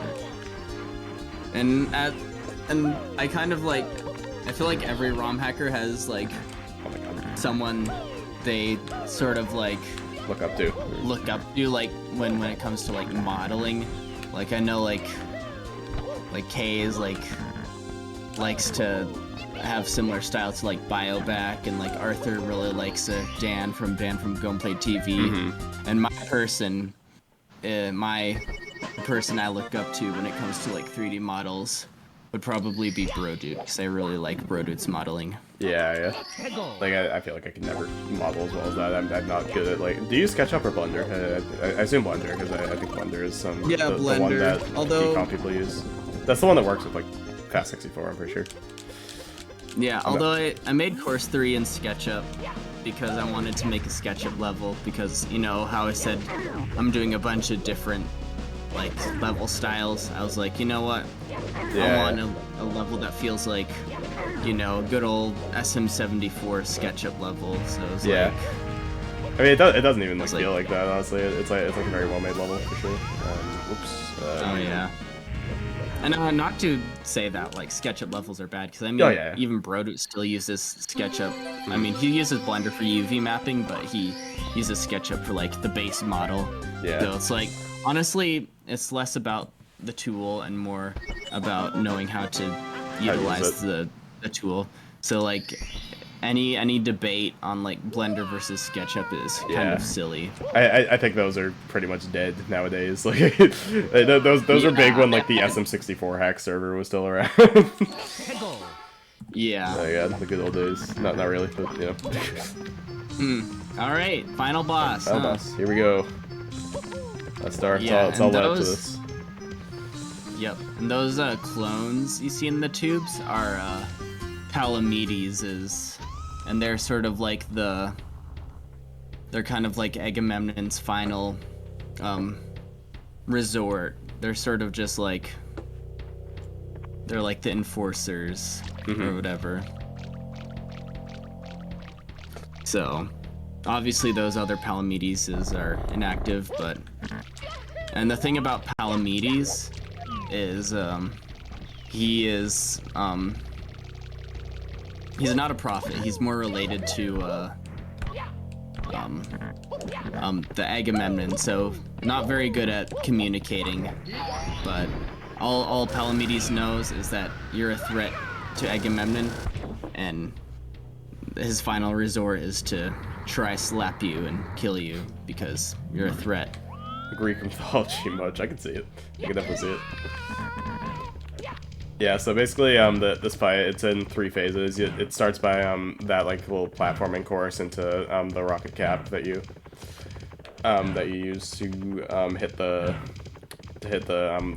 core, I guess, and then it takes you to one little like challenge that's kind of based on one of the bosses you've already done in the game. So this first one's just Bowser. Yeah. Oh, and then Mushy is asking about the names, and yeah, Rationalists came up with all the names, and they're definitely based in Greek mythology. So I'm a little lost. I'm sure their names actually kind of mimic the way their characters kind of are. Oh, that's bad. Oh. I don't think there's any healing in this fight, so I gotta be careful. You don't want to get hit by this guy. You don't want to get hit by him. That's annoying. No. He just really. Also in he's not in a good spot. This yeah, definitely you're encouraged to be, when you fight this boss, you should almost be fully leveled and probably have the HP regen badge. But since this is a speedrun, you don't have that kind of luxury. Yeah, and plus I've used a Brittle Burden. I just turned off Brittle Burden just in case, but yeah. Just to be safe, This should still make estimate by quite a bit, but yeah. I just wanna not get fucked. Yeah, this boss isn't easy. It's definitely chokeable for sure. It's nothing like Showrunner. Showrunner is crazy hard. I'm surprised I got that one first try. Boom, boom, boom, boom, boom, boom. But yeah, this boss is shout out to super SPK cool. for making this epic final boss music. Yeah. Oh yeah, and then I forgot to mention this final boss is kind of inspired by the Nihilith, the final boss of Half-Life 1. So shoutouts to that inspiration that I kind of wear right on my shoulders, because like I mean, it's literally using textures, and like those spikes are also like in the Nihilith arena. Yeah, I gotcha. And then all the textures are pretty much from Half-Life 1 too. Yeah. This first phase is pretty easy. You can literally just run around them. You run around them in circles. It's pretty fun. Whee! And actually, when I was working on this was very late. I was almost done with the hack, obviously, but when like, you made the final boss, yeah. And then I think like Pizza Tower actually came out, and I was like, I really liked the, well, spoiler alert, plug your ears if you want to, but it's not like a huge spoiler. But if you haven't played Pizza Tower yet and you do care, then you can plug your ears. But like, basically, in the final boss of Pizza Tower, there's like a reprise of all the bosses you fought before, but it's not like you have to like fight them all over again. Since you're all powered up and angry, you just like beat them up really quick. So it's like, in the case of this, unspoiler now, you have to fight all the previous, and obviously it's not literally the bosses you fought before. It's like almost like the memory of the bosses you fought before. It's pretty cool. It's like Agamemnon can read your mind and uses your fights from before against you. So this fight's funny because there's a specific, this phase is funny because there's a specific spot where you can stand where nothing ever hits you. It's really, I think it's right here where just nothing's gonna hit me. Like, I can just put down my controller. Yeah. And sometimes it's just like, you know how in like Toho, like 90% of the bullets on screen, you're never even gonna get close to touching them. Sometimes you just have a bunch of bullets for the sake of having a visual spectacle. Yeah, and I like that. I do like it as well. Yeah, I love those Dolph. As I said, this is probably my favorite ROM hack boss ever. It's just like super creative, super like well made. I just love the concept. And then, yep. And then those red odd quote-unquote audience members in the background, that's actually kind of inspired by the Kirby 64 final boss. It's just a visual effect, but like in the Kirby 64 final boss, there's like train tracks in the background that like all right, spin around all over the place. Final attack, final phase right now. This one's a little scary, but time is going to be when I grab the star, so that's coming up pretty soon. Yep. Whoa! Absolutely barraged right there. Oh my goodness. Okay, we're good. Right over here. And time coming up. I didn't die, so nice.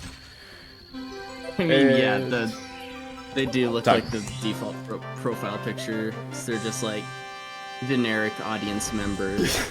Yeah. Because like just chilling. Like the lore is, basically Agamemnon feeds off of attention, and I think the quote-unquote audience members, obviously they're not literally people, like feed, and like the eyeball too. And now this is where the moon crashes into Earth, and GG. and that's that. Yeah. That's and now at first I was like, let me explain this part of the lore too. It's it might be a little weird having like a tragic ending to a ROM hack, but like sort of the big moral of the story in Beyond the Curse of Mirror is like you're Mario, and usually you're in this endless cycle of doing the same thing over and over again, but like once you actually meet with the showrunner, it's like you sort of like change your ways, and you sort of you sacrifice something for a greater good, because now that Agamemnon has crashed into the Earth and is gone for good, it'll end the endless cycle of the Agamemnon absorbing different planets all over the universe. So you're making you're making a big sacrifice. You sacrifice yourself, and also, like, unfortunately, that's the consequences of your war on the moon. It'd be like that. In the end of the day, you also stop Agamemnon from going to like many hundreds of other planets. So right, yeah. Of course, when you engage with like the showrunner, the way the showrunner differs with you, it's not like showrunner likes Agamemnon that much. The showrunner was kind of forced into the position he was, and basically instead of fighting with the moon, he wanted to use the power of the stars to create sort of a fantasy for the people on Earth. So he wanted to have the cycle he wanted people to be happy before Agamemnon inevitably sucked up the earth. So that was sort of the thing with Mario versus the showrunner. Gotcha. I didn't do a good job of explaining it. Yeah, I mean, it's very complicated lore. So, yeah, it's still really cool though. It's really commendable to make such complicated lore like that. Shouts to Rationalist for making the story. And yeah, that was Super Mario 64 Beyond the Cursed Mirror. Yeah, shouts to Robert. Thank you for coming for commentary. This is awesome. Great to have you. Yeah, and thank you for going through all the hurdles to run my game, which I definitely did not design in mind for runners. Yeah, I mean, like, it's awesome that this happened at all. As I said, that didn't even feel like a bad run, and I missed PB by 20 minutes. So that's it's a hard run. It's a very, very hard run, but I'm happy with how it went. So yeah, that's Beyond the Cursed Mirror. Highly recommend playing this. One of my favorite hacks that released this year. And yeah, I think that's awesome. about it. Can show stats, accuracy, percent of completion. Yeah, I can show that as well. Yeah, from just doing that. Sure, as I said, this isn't 100%, so that's only 80% completion of the game. I didn't show really any of the costumes, any of the wall. I showed most of the wallets, not all of them though. I didn't finish upgrading, and I didn't get all the badges, which would require way more coin grinding than I did. If you're interested in the 100%, I highly recommend Jark's run. Check it out on his YouTube channel. It's a really, really sick run. Like it's way better than my record in 120 star. Yeah, I might try that route out. Intended like any % intended star count, but yeah, that seems really hard to route just because you have to time everything, and also there's a lot of factors. Like, do you get badges? Do you rush fast foot badge? You know what I mean? Like, will that save enough time to be worth it? You don't need greed badge, like, because you won't be going for 100 coins. But yeah, there's a lot of factors like that. So maybe I'll look into it, but yeah, it would be hard to not be 100%. But yeah, and that's about it for me. Thank you guys for watching. Next up is Crash doing Star Adventure Redone 1.3, and yeah, that's Beyond the Cursed Mirror. GG's.